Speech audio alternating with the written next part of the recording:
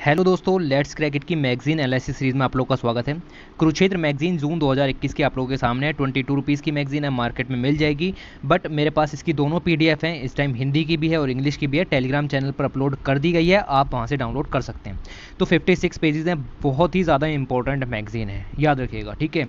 तो प्रीलिम्स के लिए भी खास पॉइंट्स यहाँ से निकलते हैं, इस चीज़ को भी याद रखिए। ओके, तो आगे चलते हैं। मैगजीन जो है वो बहुत बड़ी होने वाली है, इसीलिए सीधे मुद्दे के पॉइंटों पर आते हैं। सबसे पहले sustainable and inclusive rural growth, इसका जो टॉपिक है, ठीक है। तो हर एक सेक्टर को कवर किया जाएगा, क्योंकि इंक्लूसिव रूरल ग्रोथ की तरफ हम जा रहे हैं। ये वैक्सीन के बारे में, ये इसके अंदर कंटेंट है, ये एडिटोरियल को स्किप करेंगे, नहीं पढ़ेंगे।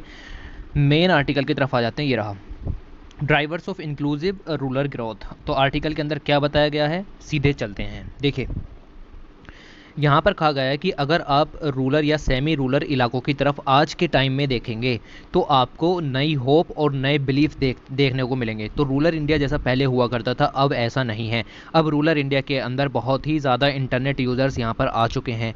आप देखेंगे कि इंडिया के जो आधे से ज़्यादा स्टार्टअप टीयर 2 और टीयर 3 जैसी सिटीज़ में मिलते हैं। तो ये बात प्राइम मिनिस्टर श्री नरेंद्र मोदी जी ने कही जब वो यहाँ पर इंडिया इंक नामक कंपनी को कह रहे थे कि इन्वेस्ट कीजिए इंडिया के विलेजेस में। ओके, तो ये बात उन्होंने वहाँ पर कहीं, तो मोदी जी ने यहाँ पर अर्ज किया इन इंडिया इंक से कि इंडिया के विलेजेस में यहाँ पर इन्वेस्ट कीजिए, ताकि जो रूरल ग्रोथ है वो यहाँ पर हो सके। उन्होंने कहा the ambitions of rural India are increasingly on the rise, they want socio economic mobility. तो इंडिया और इंडिया के अंदर रूरल इंडिया, वहाँ पर इस समय डिमांड बहुत ज़्यादा है, ठीक है। वहाँ पर अपॉर्चुनिटीज़ बहुत ज़्यादा हैं, तो वहाँ पर आपको इन्वेस्टमेंट करना चाहिए। ओके, तो इस चीज़ को यहाँ पर कहा गया। ऑलराइट, आप देखिए, besides roping in private sector for investment, government of India has developed elaborate plans and strategies to accelerate rural economy and socio economic upliftment of the rural citizen. तो प्राइवेट सेक्टर ने तो work किया, यहाँ पर आपका government of India ने भी बहुत कुछ काम किया है। गवर्नमेंट ऑफ इंडिया ने पुशअप करने की कोशिश की इंडियन इकोनॉमी को बाई यूजिंग रूरल मार्केट्स, ठीक है, याद रखिए, रूरल मार्केट्स को यूज़ करके ऐसा काम करने की कोशिश की। आपको दिखेगा कि India is 5th largest economy of the world, और जिसकी जो आपका गोल मिलेगा, जिसकी इकोनॉमी की वैल्यू मिलेगी $2.9 ट्रिलियन, जिसको बढ़ा करके 2025 तक $5 ट्रिलियन की हम। तो इस पॉइंट को आपको याद रखना है कि 2025 तक 5 ट्रिलियन की इकोनॉमी हमें यहाँ पर बनानी है, जिसमें से कि $1 ट्रिलियन आएगा एग्रीकल्चर सेक्टर से, $3 ट्रिलियन हम लाना चाहेंगे सर्विस सेक्टर से, और $1 ट्रिलियन यहाँ पर मैन्युफैक्चरिंग सेक्टर से हमको लेकर के आना है। ओके, तो इस तरीके से आपकी $5 ट्रिलियन की इकोनॉमी यहाँ पर बनेगी। दूसरा देखें तो रूरल इकोनॉमी के अंदर आपको टोटल नेशनल इनकम का आधे से भी ज़्यादा जनरेट होता वो दिखेगा। एम्प्लॉयमेंट भी रूरल इकोनॉमी के अंदर आपको बहुत ज़्यादा दिखेगा। ऑलराइट, उसके बाद आपको दिखेगा कि मैन्युफैक्चरिंग सेक्टर में जितनी भी वैल्यू ऐड होती है उसकी आधे से ज़्यादा रूरल इकोनॉमी की तरफ से आती है, रूरल एरियाज़ की तरफ से आती है। आपको मिलेगा कि एग्रीकल्चर और एलाइड सेक्टर का जीबीए में परसेंटेज 17.8% है, और आपको ये भी मिलेगा कि एग्रीकल्चर और एलाइड सेक्टर के अंदर 55% population according to the census 2011 जुड़ी हुई है। ओके, तो most of the current studies ये कहती हैं कि ग्रोथ है, इनकम है, कंज्यूमर पैटर्न है ऑफ रूरल इकोनॉमी और द की बूस्ट डिमांड। तो इन सब के अंदर आपको बहुत ज़्यादा डिमांड मिलेगी। हमें रिवाइव करना पड़ेगा रूरल इकोनॉमी को, सस्टेन करना पड़ेगा इकोनॉमिक ग्रोथ को at national level also. Okay, तो इसके लिए आपको मिलेगा कि among various other sectors agriculture and allied sectors are the major drivers of the rural economy. और इसके अंदर आपको बहुत सारे सेक्टर मिलेंगे, जैसे fast moving consumer good sector मिलेगा, कंज्यूमर ड्यूरेबल्स का सेक्टर मिलेगा, बैंकिंग एंड एमएसएमई, इन सबको हम डिटेल में देखेंगे। सबसे पहले एग्रीकल्चर के ऊपर बात करते हैं। ओके, तो agriculture the fulcrum of rural economy. तो एग्रीकल्चर और एलाइड सेक्टर के बारे में अगर आप यहाँ पर देखें तो बिल्कुल ही एकदम मेन इससे है रूरल इकोनॉमी का, और they drive demand for other sectors. तो और अदर सेक्टर्स के लिए जो भी एग्रीकल्चर से आउटपुट निकलता है वो और सेक्टर्स के लिए एज ए इनपुट का वर्क यहाँ पर करता है, ठीक। तो ये पॉइंट आपको यहाँ पर ध्यान में रखना है। ओके, उसके बाद besides agriculture directly steel consumption and demand in seed, fertiliser, chemical, agriculture machinery, implements, energy, transport, ये सारे सेक्टर भी अपने आप बढ़ जाते हैं जब आपकी एग्रीकल्चर में डिमांड बढ़ती है। तो गवर्नमेंट ऑफ इंडिया इन सबको प्रमोट कर रही है। 2022 तक हमें फार्मर्स की इनकम को भी डबल करना है, और साथ ही आप देखें तो रूरल एरियाज़ के अंदर नॉन फार्म इनकम को भी यहाँ पर बढ़ाना है। ओके, साथ ही अगर हम देखें तो हमारी जो एनुअल ग्रोथ रेट यहाँ पर दिखेगी एग्रीकल्चर सेक्टर के अंदर, वो आपको मिलेगी 2023 तक 12% की हमें यहाँ पर ग्रोथ लेकर के आनी है। ज़्यादा डाटा को मगअप मत करिए, बस थोड़ा बहुत देखते हुए चलिए कि क्या चीज़ें चल रही हैं। ओके, तो हमें ये ग्रोथ जो यहाँ पर लेकर के आनी है 12.2% की, कैसे आएगी? जब हम यहाँ पर आपको प्रोसेसिंग सर्विसेज प्रोवाइड करेंगे, पैकेजिंग के लिए, ट्रांसपोर्टेशन की, फाइनेंस प्रोवाइड करेंगे, retail and other services provide करेंगे, तब जा करके काम होगा। ओके, हमें across the agriculture value chain private और पब्लिक पार्टनरशिप को भी बढ़ाना होगा, उनके पोटेंशियल को पूरी तरीके से यूज़ करना होगा, मार्केट को लिंकेज करना होगा, फार्म टू फोक कनेक्शंस लगाने होंगे, यानी कि मिडिलमैन को खत्म करना पड़ेगा, लॉजिस्टिक्स एंड सप्लाई चेन को बूस्ट करना पड़ेगा, एग्रो प्रोसेसिंग इंडस्ट्रीज़ को बढ़ावा देना पड़ेगा, साथ ही रिसर्च एंड डेवलपमेंट को बढ़ावा देना पड़ेगा। तो ये सारे काम करोगे तब इतनी ग्रोथ आपको यहाँ पर मिलेगी। ओके अब आ जाते हैं यहाँ पर। अब गवर्नमेंट ऑफ इंडिया ने क्या किया है? तो गवर्नमेंट ऑफ इंडिया ने गवर्नमेंट स्पॉन्सर्ड, आपको पता हो तो, ई नाम पोर्टल यहाँ पर चले हुए हैं। ई नाम पोर्टल के अंदर कुछ भी नहीं है, आपको लाइसेंसिंग लेनी है, मूवमेंट करनी है, स्टोरेज करना है, बायर सप्लायर सब उस पर आपको यहाँ पर मिल जाएंगे। ई नाम पोर्टल पर आपको सब चीज़ें मिल जाएंगी। ई नाम पोर्टल के ज़रिए आप देखें तो APMC मंडीज़ को जोड़ा जा चुका है। 1000 से ज़्यादा मेजर होल सेल जो APMC हैं 18 स्टेट और 3 यूटीज़ की, उनको यहाँ पर जोड़ा जा चुका है।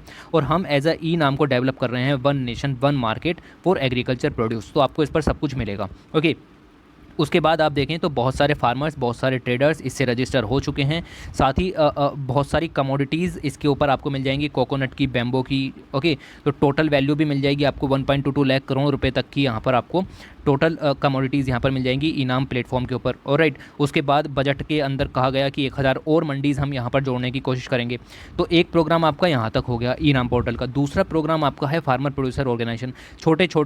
छोटे स्मॉल मार्जिनल लैंडलेस फार्मर्स जिस तरह के हैं, उन सबको इकट्ठा करके उनकी एक ऑर्गेनाइजेशन बनाना, उसको कहते हैं फार्मर प्रोड्यूसर ऑर्गेनाइजेशन। इसके अलग फ़ायदे हैं, इकोनॉमिक स्ट्रेंथ को बढ़ावा मिलता है, मार्केट लिंकेजेस। एक बंदा बैंक से लोन लेने जाएगा तो बैंक उसको फटकार देगा, लेकिन पूरा यूनियन लोन लेने जाएगा तो बैंक उसको आराम से लोन देगा। ये फ़ायदा होता है। ठीक है, तो फ़ायदे भी देखते हुए चलेंगे। साथ ही आप देखें तो 10,000 नए FPOs बनाने का अनाउंसमेंट किया गया था बजट के अंदर। इसके लिए बहुत सारे पैसे भी दिए गए, कितने दिए गए याद नहीं रखने हैं। ओके, तो FPOs will be provided financial assistance up to 18 lakh per FPO। तो एक FPO को 18 लाख तक की यहाँ पर सुविधा भी प्रोवाइड कराई जाएगी 3 साल के लिए। ठीक है, तो इस तरीके से आपका काम होगा। बिसाइड्स इनकी इनकम इंक्रीज की जाएगी, FPO को फैसिलिटेट किया जाएगा कि उनकी टेक्नोलॉजी में इंप्रूवमेंट हो, क्रेडिट उन्हें आसानी से मिले, बेटर इनपुट्स मिले, अफोर्डेबल प्राइसेस में मिले और मोर मार्केट्स उन्हें यहाँ पर मिले। मार्केट नहीं होगा तो सामान बिकेगा नहीं। इन ब्रॉडर सेंस हमें इंप्रूव करनी है rural economy by using FPO, create करनी है जॉब बाय यूजिंग FPO, और रूरल यूथ का जो पोटेंशियल है वो यूज़ करना है इन विलेज इटसेल्फ। ओके, इस चीज़ को भी ध्यान रखिएगा। FPO आपका इनाम पोर्टल के थ्रू ट्रेड करेंगे without bringing the produce to the APMC। मंडी की ज़रूरत भी नहीं पड़ेगी। ओके, तो एक जो मेजर प्रोग्राम है वो यहाँ पर आपको PT के हिसाब से याद रखना है कि रिसेंटली ई नाम पोर्टल के ज़रिए आप warehouse based trading module, जिसको कहा जाता है electronic negotiable warehouse receipt, तो इसका आपसे मकसद पूछ सकता है कि क्या होता है। कुछ नहीं, आपको ई नाम पोर्टल पे आपने अपनी जो सामान है वो डाल दिया कि मेरे पास 100 कट्टे गेहूं के पड़े हुए हैं, और उसकी रिसिप्ट ई नाम पोर्टल से आपको मिल जाएगी। दूसरा बंदा है जो उसको ख़रीदना चाहता है आपसे 100 कट्टे गेहूं को, तो उसे आपका सामान उठाने की ज़रूरत नहीं है वेयर हाउस से, आप उसको सीधे रिसिप्ट ट्रांसफ़र कर दो कि ये रिसिप्ट है, यहाँ रखा हुआ, यहाँ से उठा लेना, बस ये सीधे आपको पैसे ट्रांसफ़र कर देगा। बीच में जो सामान है वो सामान वहाँ पर ही रखा रह गया, कोई टेंशन नहीं है। ओके, तो इस तरीके की सुविधा यहाँ पर कर दी गई है। उसके साथ आपको मिलेगा कि गवर्नमेंट इंफ्रास्ट्रक्चर प्रोजेक्ट भी यहाँ पर सप्लाई कर रही है। साथ ही अभी बजट के अंदर एग्री मार्केट इंफ्रास्ट्रक्चर फंड भी बनाया गया 2000 करोड़ रुपए का for development and upgradation of market infrastructure at 10,000 ग्रामीण एग्रीकल्चर मार्केट और APMC मंडीज़ के अंदर इंफ्रास्ट्रक्चर डेवलपमेंट यहाँ पर किया जाएगा, ताकि marketing, processing, storage, infrastructure, logistic, इन सब में सुविधा यहाँ पर मिलती रहे। ओके, उसके बाद आपको पता चलेगी कि अभी 3 फॉर्मूलाज भी यहाँ पर लाए गए, इनके बारे में नहीं पढ़ाऊँगा। ओके, तो ये चीज़ आपको यहाँ पर मिलेगी। उसके बाद देखें, the government has recently made MSP scheme more comprehensive and remunerative by assuring at least 50% of the margin over and above the production cost. Okay, तो MSP का जो व्यू है उसको भी यहाँ पर ब्रॉड करने की कोशिश की गई है। The network of procurement centres has been enlarge, इसको एनलार्ज किया गया, स्ट्रेथन किया गया, बेनिफिट MSP के, ताकि मैक्सिमम नंबर ऑफ फार्मर्स तक पहुँच सके, उसके लिए सुविधा यहाँ पर चलाई गई। रूरल इकोनॉमी को बूस्ट करने के लिए और भी काम किए गए, जैसे एग्रीकल्चर एक्सपोर्ट पॉलिसी है, याद रखिए का टारगेट 2022 तक हमें अपने एक्सपोर्ट्स को डबल करना है। नेशनल पॉलिसी ऑन इलेक्ट्रॉनिक्स के जरिए प्रमोट करना है रूरल डेवलपमेंट को bye technology, electronics and increase rural employment करना है। किसान क्रेडिट कार्ड स्कीम यहाँ पर है, तुरंत यहाँ पर लोन की सुविधा आपको होनी चाहिए, क्रेडिट साख की सुविधा आपको बैंक से होनी चाहिए, उसके लिए है। 4,000 करोड़ रुपए स्टिमुलस पैकेज दिया गया मनरेगा वर्कर्स के लिए। दीनदयाल उपाध्याय कौशल योजना के तहत स्किल और आपका ट्रांसफॉर्मिंग मतलब स्किल प्रोवाइड की जा रही है यूथ्स को। गरीब कल्याण रोजगार अभियान लॉन्च किया गया 116 डिस्ट्रिक्ट में 6 स्टेट्स की 50,000 करोड़ के लिए to tackle the reverse migration, जो कि कोविड-19 के कारण यहाँ पर हुआ, उनको वर्क प्रोवाइड कराना है। ठीक है, फिर प्रधानमंत्री ग्राम सड़क योजना है, उसके जरिए आपको ऑल वेदर रोड कनेक्ट करानी है। तो एक एग्रीकल्चर सेक्टर यहाँ पर हो गया। दूसरा आपको मिलेगा इंडस्ट्रीज़ एंड एंटरप्राइजेस। ठीक, तो ये क्या देखिए, consistent and intensive effort to improve the infrastructure facilities. ठीक है, जब इंफ्रास्ट्रक्चर होगा तभी इंडस्ट्रीज़ आकर के लगेंगी, तभी एंटरप्राइजेज वहाँ पर जो है उभरने की कोशिश करेंगी। क्योंकि ट्रांसपोर्ट का साधन नहीं होगा तो वहाँ पर इंडस्ट्री लगाकर कोई करेगा क्या। तो इसीलिए बेटर रोड कनेक्टिविटी प्रोवाइड की जा रही है, high speed internet facility provide कराई जा रही है, adequate power supply, plenty of local resources, availability of skill होनी चाहिए, अनस्किल्ड वर्कर भी होने चाहिए, एंड इम्प्रूव्ड क्रेडिट फैसिलिटीज़।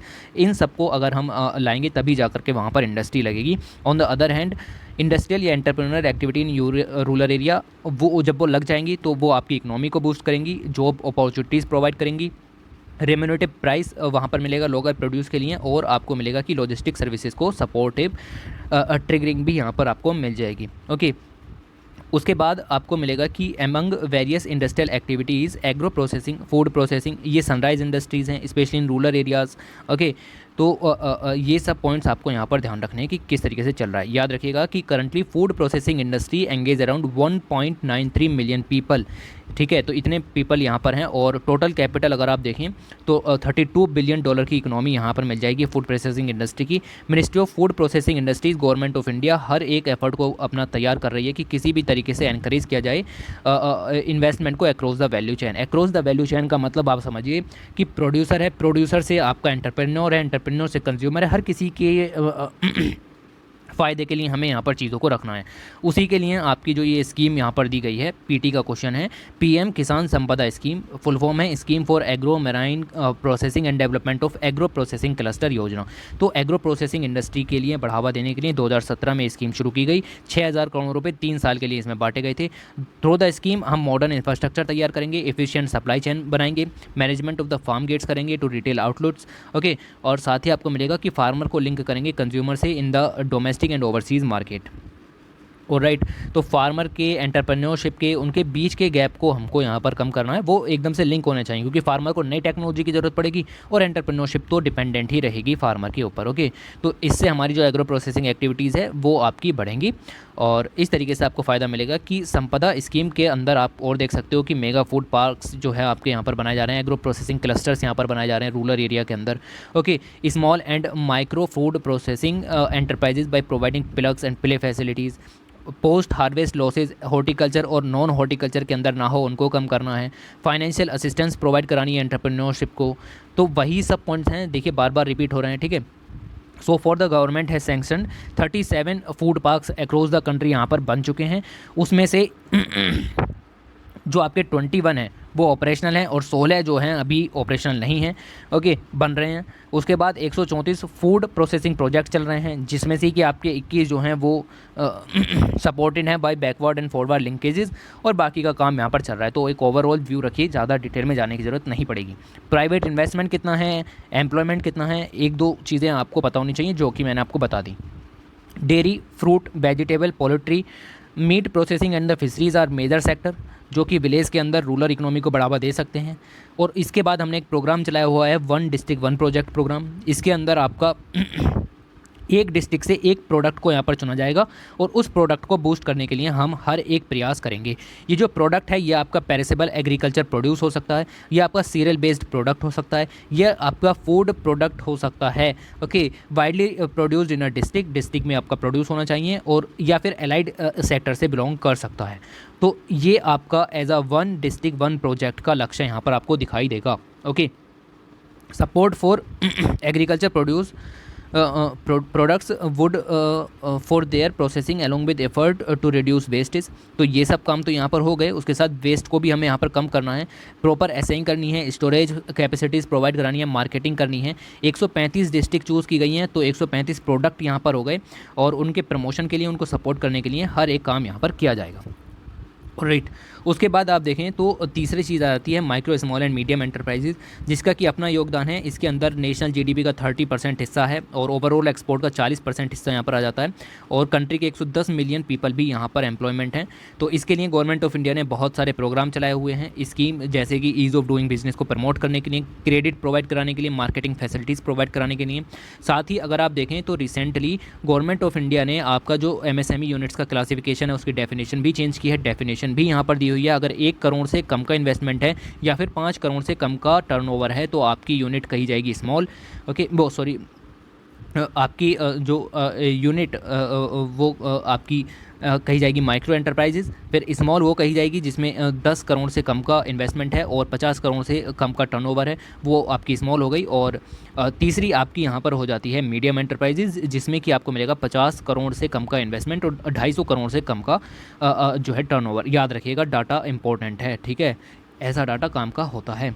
उसी के साथ आपको मिलेगा कि दूसरा इनिशिएटिव गवर्नमेंट ऑफ इंडिया ने एमएसएमई को सपोर्ट करने के लिए उद्यम रजिस्ट्रेशन पोर्टल चलाया हुआ है, जो कि एक सेल्फ सर्टिफिकेशन स्कीम है।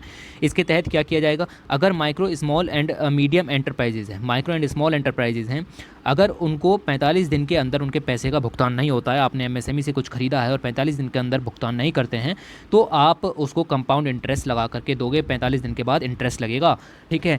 दूसरी चीज़ अगर आप देखोगे तो गवर्नमेंट डिपार्टमेंट्स है, पब्लिक सेक्टर है, उनको जितना भी प्रोक्योर वो कर रहे हैं उसका 25% एमएसएमई सेक्टर से ही करना है, ठीक है।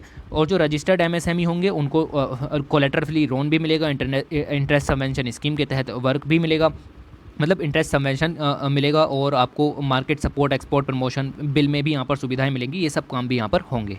और राइट, तो इस तरीके के काम आपके यहाँ पर इस स्कीम के तहत होने वाले हैं। ये सबऑर्डिनेट डेप्ट स्कीम भी यहाँ पर चलाई हुई है, जिसको जानने की आपको ज़रूरत नहीं पड़ेगी कि आखिर क्या है। और राइट, उसके बाद देखें तो 10,000 करोड़ रुपए का फाइनेंशियल रिलीफ भी दिया है एमएसएमई को, ताकि उनकी ग्रोथ में जो पोटेंशियल और वायबिलिटी यहाँ पर हमें देखने के लिए मिले। तीसरा जो इनिशिएटिव एमएसएमई के लिए है, पहले डेफिनेशन चेंज हो गई, दूसरा उद्यम पोर्टल हो गया, तीसरा चैंपियंस पोर्टल यहाँ पर हो गया। 1 जून 2020 को लॉन्च किया गया था। तो हो सकता है आपसे इसका मकसद यहाँ पर पूछ लिया जाए। क्या मकसद है? For making the smaller units big by helping and hand holding them to operate the portal and provide services. A central control room New Delhi के अंदर सेट किया गया है।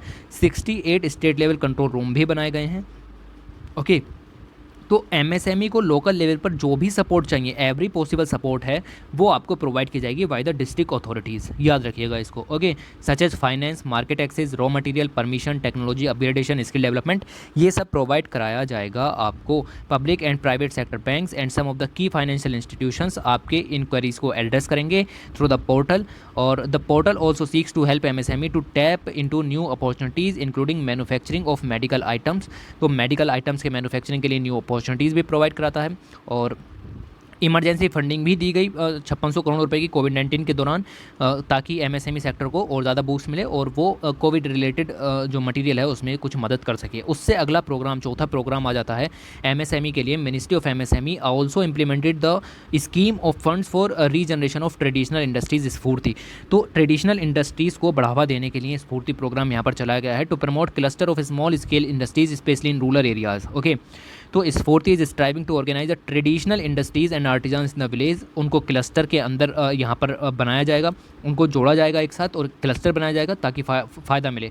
तो उस तरह का फ़ायदा मिलेगा कि बैंक से लोन लेने के लिए एक जाएगा तो टरका देंगे, लेकिन एक यूनियन जाएगा तो वहाँ पर लोन मिलने के चांसेस हैं। ऑलराइट, तो most of the traditional industries are facing challenges in the product development. Okay, तो इसीलिए आपकी जो स्फूर्ति स्कीम है is providing support for new products, design interventions and improve packaging, marketing infrastructure, ये सब प्रोवाइड कराने का काम इस स्कीम का हो गया। ओके, साथ ही स्किल इंप्रूवमेंट के लिए, कैपेबिलिटीज़ इंप्रूवमेंट के लिए, ट्रेनिंग, विजिट्स, ये सब काम भी उसके अंदर किए जाएंगे। द स्कीम के अंदर आपके 3 तरीके के इंटरवेंशंस लिए जाएंगे, सॉफ्ट, हार्ड और थीमेटिक इंटरवेंशन, तीनों तरह के इंटरवेंशन लिए जाएंगे। साथ ही आप देखें तो 18 एमएसएमई टेक्नोलॉजी सेंटर भी यहाँ पर गवर्नमेंट ऑफ इंडिया ने सेटअप किए हैं to promote new technologies to transfer to rural artisans. Okay, तो करंट पेंडेमिक पीरियड के दौरान आप देखें तो टेक्नोलॉजी के ज़रिए यहाँ पर चेंज करने की बात की जा रही है एमएसएमई सेक्टर को, और कोविड-19 रिलेटेड प्रोडक्ट्स हैं, कंपोनेंट्स हैं, उनको बनाने के लिए एमएसएमई को बूस्ट करने की बात की गई कि वो पीपीई किट तैयार करें और जितना ज़्यादा हो सके कोरोना टेस्टिंग किट तैयार करें, सैनिटाइजर्स बनाएं, मास्क बनाएं, सेफ्टी गगल्स बनाएं, फेस शील्ड बनाएं, ठीक है, पल्स मीटर्स बना सकते हैं, ऑक्सीमीटर्स बना सकते हैं। केबीआईसी ने अपना रोल यहाँ पर निभाया, उन्होंने यहाँ पर रीयूजेबल एंड वॉशेबल मास्क यहाँ पर लाए। ओके, तो ये सब काम यहाँ पर चल रहा है मिनिमम प्राइस के अंदर रूरल इकोनॉमी को बूस्ट करने की बात यहाँ पर की गई। अगला जो सेक्टर आ जाता है वो आ जाता है FMCG सेक्टर, जिसको हम कहते हैं fast moving consumer goods sector. ये फोर्थ लार्जेस्ट सेक्टर है इंडिया के अंदर और इसके अंदर 3 मिलियन पीपल आपको एम्प्लॉयड मिलेंगे। ओके, सेक्टर के अंदर 3 चीज़ें आती हैं, तो आपने को ये नया लग रहा होगा, बिल्कुल आपने इससे पहले पढ़ा भी नहीं होगा कि fast moving consumer good sector क्या होता है, आप समझिएगा इसको, ठीक है। इसके अंदर 3 सेगमेंट आते हैं। पहला है house hold and personal care, जिसका 50% शेयर होता है। दूसरा फूड एंड बेवरेजेस आता है 31 शेयर, और हेल्थ केयर। तो टोटल अगर आप देखें तो आपको ये जो है हाउस होल्ड पर्पज़ की चीज़ें ज़्यादा मिलेंगी, फूड एंड बेवरेजेज है, ओके, या हेल्थ केयर है, इस तरीके की चीज़ आपको यहाँ पर ज़्यादा मिलेंगी। तो इसके लिए हमको अवेयरनेस बढ़ानी है, एक्सेस क्रिएट करनी है, लाइफ स्टाइल चेंज हो रहे हैं, इनकम बढ़ रही है। जैसे जैसे इनकम बढ़ेगी लोगों का फूड एंड बेवरेजेस का तरीका भी बदलेगा, अब वो हाई वैल्यू की चीज़ें खाना शुरू करेंगे, जिससे कि इस सेक्टर को बूस्ट मिलेगा। ओके, तो इस तरीके से आपको यहाँ पर बूस्ट मिलता है। पहले क्या होता था कि अर्बन सेगमेंट ही इसको डिसाइड करता था कि कितनी तेज़ी से आपका फास्ट मूविंग कंज्यूमर गुड का सेक्टर बढ़ेगा, लेकिन अब किस्सा दूसरा है। अब आपका in last few years rural India के अंदर भी इसकी ग्रोथ देखने के लिए मिली है, अर्बन एरिया से ज़्यादा ग्रोथ देखने के लिए मिल रही है। तो जितनी भी स्पेंडिंग इस सेक्टर के ऊपर होती है उसकी आधे से ज़्यादा रूरल स्पेंडिंग है। ओके, क्यों? क्योंकि रूरल पॉपुलेशन की एस्पिरेशंस यहाँ पर बढ़ती चली जा रही हैं, उनकी स्पेंड कैपेसिटी बढ़ रही है, ब्रांड अवेयरनेस उनके अंदर आ रही है, मीडिया एक्सपोजर हो रहा है, ठीक है, deep penetration of mobile phones, internet, तो उसके ज़रिए इनको पता लगता रहता है कि हाँ क्या चीज़ें मार्केट के अंदर हैं क्या नहीं है। ओके, तो ये सब काम आपको यहाँ पर पता होने चाहिए कि क्या क्या चल रहा है। उसके बाद यहाँ पर अगर आप देखें तो major FMCG companies in the private sector are eyeing rural market, ताकि रूरल मार्केट के अंदर नए जो प्रोडक्ट हैं वो लॉन्च किया जा सकें। और ये जो कंपनीज़ हैं ये फोकसिंग कर रही हैं कि ई-कॉमर्स पोर्टल के थ्रू भी जोड़ा जाए और रूरल यूथ को जो है अट्रैक्ट किया जाए बिजनेस के अंदर। और गवर्नमेंट भी इसके अंदर आपका बहुत कुछ कर रही है, जैसे FDI को 100% अप्रूव कर दिया है सिंगल ब्रांड रिटेल में, और 51% अप्रूव कर दिया है मल्टी ब्रांड रिटेल के अंदर। ओके, टैक्स रिजीम कम किए हैं ताकि ज़्यादा से ज़्यादा आपको जो है वो इन्वेस्टमेंट इसके अंदर यहाँ पर दिखे, और इसको ट्रांसफॉर्मेशन करने की बात हो रही है, logistics provide, warehousing facilities provide कराने की बात हो रही है, expansion and infrastructure facilities better retail management के लिए प्रोवाइड करने की बात हो रही है। उसके बाद आपका एक और सेक्टर आता है, वो है कंज्यूमर ड्यूरेबल्स का सेक्टर। कंज्यूमर ड्यूरेबल्स में आपकी बेसिकली हाउस होल्ड की चीज़ें आ जाती हैं, जैसे आपका ब्राउन गुड्स आ जाती हैं, TV, PC, laptop, digital camera, जिनको आप कैरी कर सकते हो अपने हाथ में, और दूसरी वाइट गुड्स आ जाती हैं जैसे AC, वॉशिंग मशीन, माइक्रोवेव, जिनको आप कैरी नहीं कर सकते अपने हाथ में, ठीक है। तो इन सब में भी मार्केट यहाँ पर बढ़ रहा है, रूरल इकोनॉमी के अंदर भी और अर्बन इकोनॉमी के अंदर भी, दोनों तरह में मार्केट बढ़ रहा है। तो गवर्नमेंट डायरेक्टली और इनडायरेक्टली प्रमोट कर रही है रूरल डिमांड को कि वो ज़्यादा से ज़्यादा कंज्यूमर ड्यूरेबल प्रोडक्ट्स को यहाँ पर खरीदे। ओके, जैसे रेफ्रिजरेटर है, इलेक्ट्रॉनिक प्रोडक्ट्स है, तो ये सब काम यहाँ पर आपके चल रहे हैं। एक ब्रॉड आइडिया रखने की कोशिश कीजिएगा यहाँ पर। इजी एक्सेस टू फाइनेंस, लोगों को फाइनेंस की एक्सेस होगी तो वो जाकर के बाज़ार से सामान खरीदेंगे। EMI पर आपको मिलना चाहिए, बाई नाउ पे लेटर स्कीम्स होनी चाहिए, अभी ले जाओ खरीद करके बाद में पे करते रहना। ओके, इस तरीके के सेक्टर हैं जो कि आपकी कंज्यूमर ड्यूरेबल सेक्टर के अंदर डिमांड को बूस्ट करने वाले हैं। ओके, फिर प्राइवेट सेक्टर बैंक्स हैं, फाइनेंशियल इंस्टीट्यूशंस हैं, ये भी सब अलग अलग तरह की डोर स्टेप स्कीम्स यहाँ पर लॉन्च कर रहे हैं रूरल इंडिया के अंदर कि सर प्रोजेक्ट खरीद लीजिए हमारा, ये खरीद लीजिए, ठीक है। रुपे कार्ड है, किसान क्रेडिट कार्ड है, जन धन स्कीम है, इन सब के तहत भी आपका फाइनेंशियल इंक्लूजन रूरल इंडिया के अंदर हो रहा है, जिससे कि लोग जो है उनकी परचेजिंग पावर यहाँ पर बढ़ने की पूरी कोशिश की जा रही है। Supported by the initiatives of the government, India's rural region are increasingly becoming key economic drivers for the rural economy. ये आपको पता चलेगा कि अगर हम अपनी स्कीम को बहुत अच्छे तरीके से चलाएं, होप रहे, स्कोप रहे रूरल इकोनॉमी के अंदर इंडिया की, तो आपका 2025 तक हम 5 ट्रिलियन की इकोनॉमी बना सकते हैं, और बिल्कुल बना सकते हैं। पॉजिटिव आपको यहाँ पर रहना पड़ेगा। ओके, तो यह आपका आर्टिकल यहाँ पर ख़त्म होता है। पहला आर्टिकल बहुत बहुत ज़्यादा अच्छा आर्टिकल था, ठीक है, बहुत खूबसूरत आर्टिकल यहाँ पर लिखा गया। जिन्होंने भी आर्टिकल लिखा बहुत कुछ इसके अंदर कवर किया, every single line was very very important. Okay, तो आगे चलते हैं और देखते हैं कि आगे क्या दिया गया है। आगे जो आर्टिकल आपका आ जाता है वो आ जाता है inclusive, equitable and quality education के ऊपर। तो अब हमने ऊपर MSME की बात की, एग्रीकल्चर की बात की, अब हम एजुकेशन सेक्टर की यहाँ पर बात करने की कोशिश करते हैं। तो इंडिया की आपको पता हो इंडिपेंडेंस को 75 साल होने वाले हैं, और इंडिया के अंदर आपको कल्चर, रिलीजन, लैंग्वेज, हर तरह का आपको जो डाइवर्सिटी यहाँ पर मिल जाएगी। ओके, तो आपको प्रोग्रेस ऑफ इंडिविजुअल और सोसाइटी दोनों की एस्पिरेशंस को लेकर के चलना, दोनों की एस्पिरेशंस में एजुकेशन एक बहुत ही इंपॉर्टेंट रोल प्ले करती है। तो हमें access of quality education provide करानी है, जो कि सस्टेनेबल डेवलपमेंट गोल का भी पार्ट है। और हम आप देखें तो इसके अंदर unique nature of its society divided by caste, religion, language, हमारी सोसाइटी में बहुत डाइवर्सिटी है, मैंने अभी भी बताया आपको। तो उस बेस पर अगर आप यहाँ पर देखें तो हर एक सेक्टर को हमें यहाँ पर आपका एजुकेशन प्रोवाइड करानी पड़ेगी, और तभी जा करके काम यहाँ पर होगा। The constitution maker realised this complicate system, जो कि आपका ये डाइवर्सिटी का है, and adverse impact and on the society, और इसी वजह से आपका जो रिजर्वेशन का सिस्टम है वो यहाँ पर डाला गया, ताकि जो आपकी हिस्टोरिक इनजस्टिस वाला कॉन्सेप्ट यहाँ पर आ जाता है उसको यहाँ पर थोड़ा सा सोल्व करने की कोशिश की जाए, इक्वल अपॉर्चुनिटीज़ हर किसी को यहाँ पर प्रोवाइड की जाएँ। Okay, however this cannot be a holistic solution to this problem, and the role of education become vital as it can a great leveler and equalizer we are able to provide universal access to the quality education हमें provide करानी है। तो हमें इसके अंदर opportunities लानी है, हमें playing fields for all level पर हमको यहाँ पर लेकर के आने हैं। Therefore the aim of the education system must to provide to the all students, चाहे वो कहीं पर भी रहते हों, उनका रंग कैसा हो, कैसे भी वो हिस्टोरिकली मार्जिनाइज रहे हों, लेकिन इस समय आपको फोकस होना चाहिए कि उनको मेन स्ट्रीम में लाया जाए। डिसएडवांटेजेस हों उनको भी लेकर के आना है, अंडर रिप्रेजेंटेटेड हों उन सबको लेकर के आना है। ओके, फिर चिल्ड्रन विद डिसेबिलिटीज़ हैं तो इंटीग्रेटेड डेवलपमेंट की तो हम यहाँ पर बात कर ही रहे हैं, तो उस चीज़ को भी आपको यहाँ पर लेकर के आना है। उसके बाद आगे देखें तो आपका right two of person with disability act भी लाया गया है डिसेबिलिटी पर्सनस के लिए 2016। इसके अंदर डिफाइन किया गया है इंक्लूसिव एजुकेशन को as a system of education wherein student with and without disabilities learn together. तो this is very very important point. Okay, तो इसी को कहा जाता है इंक्लूसिव एजुकेशन। अगर दिव्यांग है तो भी और नहीं है तो भी आपको उन सबको साथ में पढ़ाना है, एक्सक्लूजन की बात नहीं कर रही है। ओके, तो ये पॉइंट हमेशा याद रखिएगा। ओके, उसके बाद एजुकेशन इस चीज़ को इंश्योर करती है डेट ऑल स्टूडेंट्स, चाहे वो किसी भी ग्रुप से हों, ओके, चाहे कोई भी इनहेरेंट ऑब्स्टिकल हो, वेरियस टारगेट अपॉर्चुनिटीज़ यहाँ पर प्रोवाइड कराने की बात है। सस्टेनेबल डेवलपमेंट गोल 4 भी कहता है ensure inclusive and equitable quality education and promote life long learning opportunities for all by 2030 तक हमें ये काम यहाँ पर करना है। ऑलराइट, तो ये सब चीज़ें आपको यहाँ पर ऑलराइट, तो हमने ये सब चीज़ें यहाँ तक देखी। उसके बाद हम देखते हैं कि पोस्ट इंडिपेंडेंस एरा में किस तरीके से एजुकेशन का इंपॉर्टेंस यहाँ पर बढ़ा। ओके, तो पोस्ट इंडिपेंडेंस हमें एजुकेशन की जो है वो वरीयता पता चली कि क्या जो है इंपॉर्टेंस है। उसके बाद 1951 में देखें तो 18% लिटरेसी रेट था। 2011 में हमने 73% यहाँ पर लिटरेसी रेट कर दिया। 15 लाख स्कूल बन चुके हैं, 94 लाख टीचर्स हैं, 25 करोड़ स्टूडेंट्स भी यहाँ पर हैं। तो किस तरीके से पॉलिसीज़ चली, क्रोनोलॉजी में आपको यहाँ पर याद रखना है।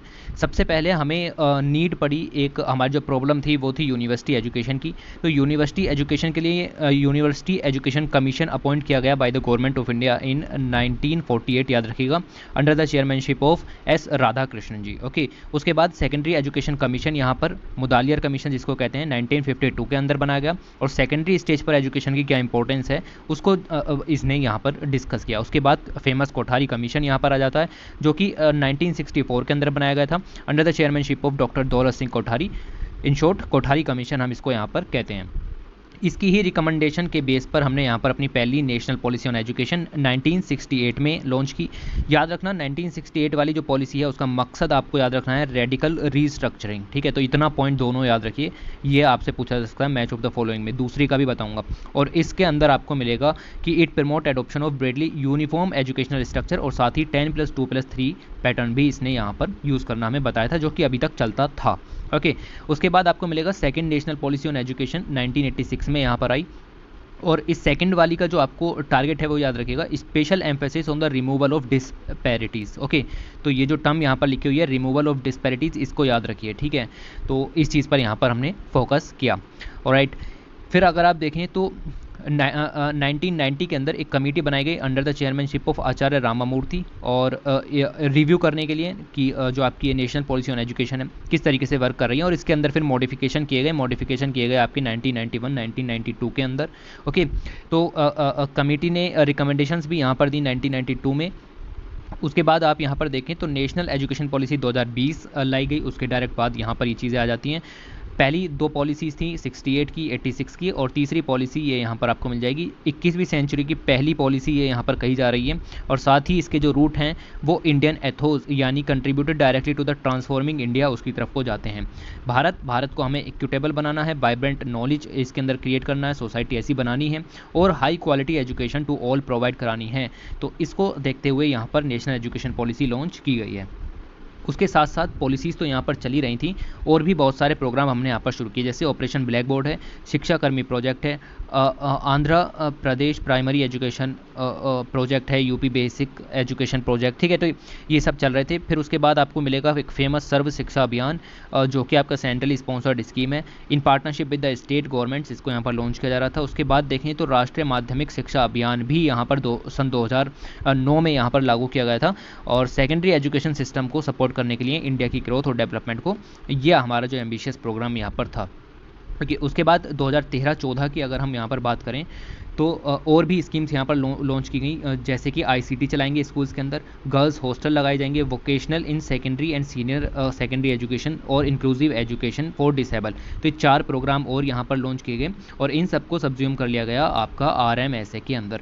तो आरएमएसए मैंने अभी आपको बताया कि ये जो है आपका राष्ट्रीय माध्यमिक शिक्षा अभियान, इसके अंदर इन सबको सब्ज्यूम कर लिया गया। उसके बाद देखें तो एक और स्कीम शुरू की गई, restructuring and recognising of teachers education. Okay, तो ये स्कीम शुरू की गई थी 1987 में और नेशनल पॉलिसी ऑन एजुकेशन के बेस पर ये हमने बनाई थी। 2008 में इन सारी स्कीम्स को यहाँ पर मिला दिया गया इन समग्र शिक्षा। तो याद रखिए समग्र शिक्षा में आपका एसएसए सर्व शिक्षा अभियान, आरएमएसए ये और सीएसएसटीई यानी कि ये वाली जो स्कीम है तीनों मिला दी गई हैं। और अब ये जो हमारा समग्र शिक्षा का प्रोविज़न है ये पूरा फोकस करता है सस्टेनेबल डेवलपमेंट गोल नंबर 4 की तरफ। सबसे बड़ा एक्ट तो तब आया जब हमने सन 2002 में 86th अमेंडमेंट यहाँ पर किया और आर्टिकल 21A के अंदर राइट टू एजुकेशन यहाँ पर प्रोवाइड कराने की बात की। 6 से 14 साल के बच्चों को compulsory elementary education free and compulsory, ठीक है, तो फ्री ऑफ कॉस्ट यहाँ पर प्रोवाइड कराने के लिए ये एज अ फंडामेंटल राइट हमने यहाँ पर लॉन्च किया है। पूरी दुनिया में सिर्फ 135 कंट्रीज़ ऐसी हैं जिन्होंने इस तरीके का राइट प्रोवाइड कराया हुआ है, इंडिया इसमें से एक है। तो इससे आपको इक्वलिटी, क्वालिटी, इंक्लूजन, ठीक है, ये सब जो है आपको इस चीज़ से मिलेगा क्योंकि हमने उनको एक अवसर प्रदान कराया है। अगर उनके पास पैसे भी नहीं है, उनके पास मनी भी नहीं है, तब भी वो यहाँ पर जुड़ सकते हैं। ओके, तो वीकर ग्रुप है, डिसएडवांटेज ग्रुप है, उन सभी को यहाँ पर मदद मिलने वाली है। ऑलराइट, तो इतना आपको यहाँ से याद रखना। उसके बाद आप देखें तो qualitative steps taken and suggestions, इसके अंदर क्या है, इसके अंदर आपको मिलेगा द एम ऑफ एजुकेशन आपका लिमिटेड नहीं है कि हम उन्हें कॉग्निटिव कैपेसिटीज़ प्रदान कराएं, हम उन्हें एकेडमिक एक्सीलेंस प्रोवाइड कराएं, लेकिन इसके साथ हमें उनको इंश्योर करना है social, ethical and emotional capacities and disposition भी उसके अंदर लेकर के आनी है। क्यों? क्योंकि 21वीं सेंचुरी की नीड्स हैं ये, और 21वीं सेंचुरी के अंदर जो चैलेंजेस आएंगे उनको फेस करने के लिए सोशल, एथिकल, इमोशनल कैपेसिटीज़ आपके अंदर होनी चाहिए। उसी के लिए हमने experimental, holistic, integrated, inquiry driven, discovery oriented, learner centred, discussion based, flexible और एन्जॉयबल टाइप का जो करिकुलम यहाँ पर रखने की पूरी कोशिश की गई है। और नेशनल एजुकेशन पॉलिसी 2020 का भी यही मकसद आपको यहाँ पर समझ में आएगा। ऑलराइट, तो ये चीज़ आपको यहाँ पर समझनी है। It aims at producing engage productivity contributing citizens for building an equitable, inclusive and plural society as envisage by our constitution. तो कॉन्स्टिट्यूशन के बेस पर, सस्टेनेबल डेवलपमेंट गोल के बेस पर, राइट टू एजुकेशन के बेस पर उस तरफ हमारी पॉलिसीज़ जा रही हैं अब। ओके, उसके बाद यहाँ पर आपको कुछ चीज़ें देखने के लिए मिलेंगी। ये डाटा आपको नहीं पढ़ना, जो चीज़ यहाँ पर लिखी हुई है मैं वो समझाने की कोशिश कर रहा हूँ। कहने का मतलब ये है कि एक होता है ग्रोस एनरोलमेंट रेशियो, तो इस चीज़ को आप समझने की कोशिश कीजिए कि एलिमेंट्री लेवल पर एससी और एसटी, बॉयज़ और गर्ल्स दोनों का जो एनरोलमेंट है वो बहुत ज़्यादा है। ठीक है, उस लेवल पर बहुत सही है, काम सही चल रहे हैं एससी एंड एसटी लोगों के लिए। लेकिन सेकेंडरी और सीनियर सेकेंडरी लेवल पर ऐसा नहीं है। एससी और एसटी बॉयज़ और गर्ल्स का एनरोलमेंट रेशियो कम हो जा रहा है, तो हमें उसको इम्प्रूव करने की ज़रूरत है। इतना ही यहाँ तक कहा गया था, आपका इतना ही याद रखना है। ओके, उसके बाद आप यहाँ पर देखेंगे कि कुछ कुछ फेमस इनिशिएटिव्स हैं जो कि लिए गए हैं कुछ पिछले कुछ सालों के अंदर, जिनमें हमें ये पता चला कि क्या नया किया जा सकता है। जैसे emphasis on the early year, कहने का मतलब ये है कि 6 से 14 साल के बच्चे को हम यहाँ पर फ्री एजुकेशन तो प्रोवाइड करा रहे हैं, लेकिन अगर आप देखें तो 6 से पहले साल का जो बच्चा होता है, जो पिछले 5 साल होते हैं, वही सबसे ज़्यादा इंपॉर्टेंट होते हैं बच्चे के क्यूमुलेटिव ब्रेन डेवलपमेंट के लिए। ओके, तो उन 5 सालों में हमें उस बच्चे का डेवलपमेंट बहुत ही सावधानी से करना पड़ेगा, और उसी के लिए आपको यहाँ पर देखने के लिए मिलेगा कि हम बहुत ज़्यादा इन्वेस्टमेंट भी कर रहे हैं, स्ट्रॉन्ग इन्वेस्टमेंट हो रहे हैं, और राइट, और यंग चिल्ड्रंस को एक्सेस भी कराई जा रही है। क्योंकि उनको खेल कूद की चीज़ें चाहिए उस समय में, ठीक है। आंगनवाड़ीज़ हैं या प्री स्कूल हैं, नर्सरी जिनको कहा जाता है, ठीक है। एनसीईआरटी इनके लिए आपका नेशनल करिकुलर फ्रेमवर्क भी यहाँ पर तैयार जो है वो कर रही है। ओके, तो ये सब काम यहाँ पर चल रहे हैं, मतलब प्री स्कूलिंग के लिए भी आपको यहाँ पर वर्क करना पड़ेगा, क्योंकि उस समय आपकी जो कंडीशंस होती हैं माइंड की वो बहुत ही सेंसिटिव होती हैं, और उसी समय में सबसे ज़्यादा डेवलपमेंट आपको देखने के लिए मिलेगा। और राइट, दूसरी चीज़ आपको मिलेगी कि to ensure universal acquisition of foundational skill. Foundational skill का मतलब आप जब स्कूल में जाओगे तो आपके पास पहले से थोड़ी सी स्किल होनी चाहिए, आपको कम से कम ABCD या फिर 1 2 3 4 आता हो, ठीक है। तो by grade 3 in national mission on foundational literacy and numeracy भी चलाया गया है under the ministry of education, और ये अभी अभी अनाउंस किया गया आत्मनिर्भर भारत और नेशनल एजुकेशन पॉलिसी के साथ साथ इन सब चीज़ों को भी लॉन्च किया गया। और राइट, तो इसके अंदर ज़्यादा डिटेल में जाने की ज़रूरत नहीं है। मिशन फोकस करेगा ऑन 5 एरियाज़। प्रोवाइड की जाए access and retaining children in the foundational year, मतलब शुरुआत में बच्चा बाहर ना निकल जाए, एजुकेशन सिस्टम में आ गया तो आ गया, छोड़ना नहीं है फिर उसे, ठीक है। टीचर कैपेसिटी बिल्डिंग प्रोग्राम्स चलाने हैं, development of high quality and diversified students होने चाहिए। Okay, teacher resource and learning material and tracking of progress in each child in achieving learning outcomes, यानी कि असेसमेंट का प्रोविज़न भी वहाँ पर होना चाहिए। समेटिव एंड फॉर्मेटिव असेसमेंट, वो सब चीज़ें वहाँ पर चलती रहनी चाहिए। उसके बाद आप देखें फोकस ऑन लर्निंग आउटकम होना चाहिए, जैसा कि RTE right to education act का सेक्शन 29 भी कहता है, ऑल राउंड डेवलपमेंट करना है चाइल्ड का। सिर्फ और सिर्फ आपको उसको एकेडमिक एजुकेशन नहीं पढ़ानी, उसको वोकेशनल एजुकेशन भी पढ़ानी है। बात समझ में आई? तो उसको एक्टिविटीज़ में उलझा करके रखना है, डिस्कवरीज साइंस एंड टेक्नोलॉजी की तरफ लेकर के जाना है, एक्सप्लोरेशन करना है। इसीलिए तो अटल इंक्यूबेशन सेंटर का जो प्रोविज़न है वो यहाँ पर डाला गया। ओके, कॉम्प्रिहेंसिव एवोल्यूशन करना है चाइल्ड का एट एवरी स्टेज, आप समझिए इस चीज़ को। ओके, तो इसी के चलते आपके RTE एक्ट जो हैं वो फरवरी 2017 में यहाँ पर संशोधन भी किए गए, और इसमें पहली बार class wise subject wise learning outcomes पर फोकस देने की बात की गई। ओके, कि पर्टिकुलर क्लास के बाद सब्जेक्ट के तरीके से आपका यहाँ पर असेसमेंट या एवोल्यूशन यहाँ पर करने की बात हुई है। और राइट, उसके बाद ये सब डाटा आपको यहाँ पर नहीं पढ़ना। रिफॉर्म्स इन टीचर एजुकेशन देखते हैं कि टीचर के क्षेत्र में भी कुछ यहाँ पर संशोधन करने पड़ेंगे, क्योंकि टीचर सिखाएगा, क्या सिखाना है, कैसे सिखाना है, उसके लिए भी उसकी ट्रेनिंग होती रहनी चाहिए। इसी चीज़ को देखते हुए हमने the national council for teacher education setup किया 1995 के अंदर, जब हमने NCTE एक्ट 1993 पास किया उसके बाद। ओके, इसके अंदर आपको मैंडेट याद रखना है, the mandate given to NCTE is very broad and covers the whole gamut of teacher education programme. ठीक है, तो टीचर एजुकेशन प्रोग्राम के सभी लक्ष्यों को इंक्लूड करता है, जैसे जैसे आपको प्री प्राइमरी पर कैसे करना है काम, प्राइमरी पर कैसे करना है, सेकेंडरी है, सीनियर सेकेंडरी है, हर एक स्टेज पर आपको किस तरीके से वर्क करना है, नॉन फॉर्मल एजुकेशन को किस तरीके से हैंडल करना है, पार्ट टाइम एजुकेशन को, एडल्ट एजुकेशन को भी आपको किस तरीके से हैंडल करना है, डिस्टेंस लर्निंग कैसे होगी, डिस्टेंस एजुकेशन कोर्स किस तरीके से वर्क करेंगे, उस चीज़ को फुल्ली यहाँ पर टीचर को यहाँ पर बताया जाएगा। ओके, उसके बाद आपको मिलेगा कि टीचर एजुकेशन इंस्टीट्यूशन बहुत ही तेज़ी से यहाँ पर बढ़ रहे हैं, जिसकी वजह से इनका जो इम्पोर्टेंस है वो बहुत ही तेज़ी से कम हो रहा है। तो हमें जो अनप्लान्ड टीचर एजुकेशन इंस्टीट्यूशंस हैं जो कि सिर्फ ऐसे ही डिग्रियाँ दे देते हैं, उनको यहाँ पर बंद करना पड़ेगा। और उसी के लिए यहाँ पर अब नीचे मैं आपको थोड़े से काम बताने वाला हूँ कि क्या काम सरकार ने यहाँ पर किए हैं। नेशनल एजुकेशन पॉलिसी 2020 के अंदर भी आपको वर्क मिलेंगे, जैसे 2020 took the cognizance of the fact, जो कि आपके ऊपर, जैसे कि हमने 4 ईयर का इंटीग्रेटेड प्रोग्राम लॉन्च किया है बीएड का। पहले यहाँ पर होता था कि आपको 3 साल की ग्रेजुएशन करनी है, उसके बाद 2 साल का आपको बीएड करना है, लेकिन अब ये इंटीग्रेटेड प्रोग्राम हमने टोटल 4 साल का कर दिया है। उसके बाद आप देखेंगे कि जो सब स्टैंडर्ड आपके ये इंस्टीट्यूशंस हैं, जो आपके TEIs हैं, TEIs मतलब आपका टीचर एजुकेशन इंस्टीट्यूशंस हैं, उन सबको यहाँ पर बंद करना है जो भी गलत तरीके से काम कर रहे हैं। टीचर एलिजिबिलिटी टेस्ट 7 साल के लिए वैलिड होता है, अब इसको लाइफ टाइम वैलिड कर दिया गया है। और आप देखेंगे सभी स्टेज पर, प्री प्राइमरी हो, सेकेंडरी हो, हमने new national curriculum framework for teacher education, ये भी आपका जो नया नेशनल करिकुलम फ्रेमवर्क है उसके बेस पर बनाने की बात की है। ऑलराइट, तो ये सब चीज़ें आपको यहाँ पर मिलेंगी। थोड़ा सा चीज़ों को याद रखिएगा कि क्या क्या चीज़ें यहाँ पर चल रही हैं। ऑलराइट, उसके बाद ये सब आप यहाँ पर नहीं पढ़ेंगे, बिल्डिंग कैपेसिटी ऑफ टीचर्स, यही सब चीज़ें इधर भी लिख देनी है क्योंकि इतना बड़ा पॉइंट नहीं है कि यूपीएससी के पर्पज़ से याद रखा जाए। ओके, उसके बाद आपको मिलेगा कंटिन्यूस प्रोफेशनल डेवलपमेंट भी करना होता है टीचर्स का, जो कि आपको नेशनल एजुकेशन पॉलिसी ने भी रिकमेंड किया है। तो इसके लिए एक नेशनल इनिशिएटिव भी लॉन्च किया गया to improve learning outcomes at the elementary level through outcomes of the elementary level.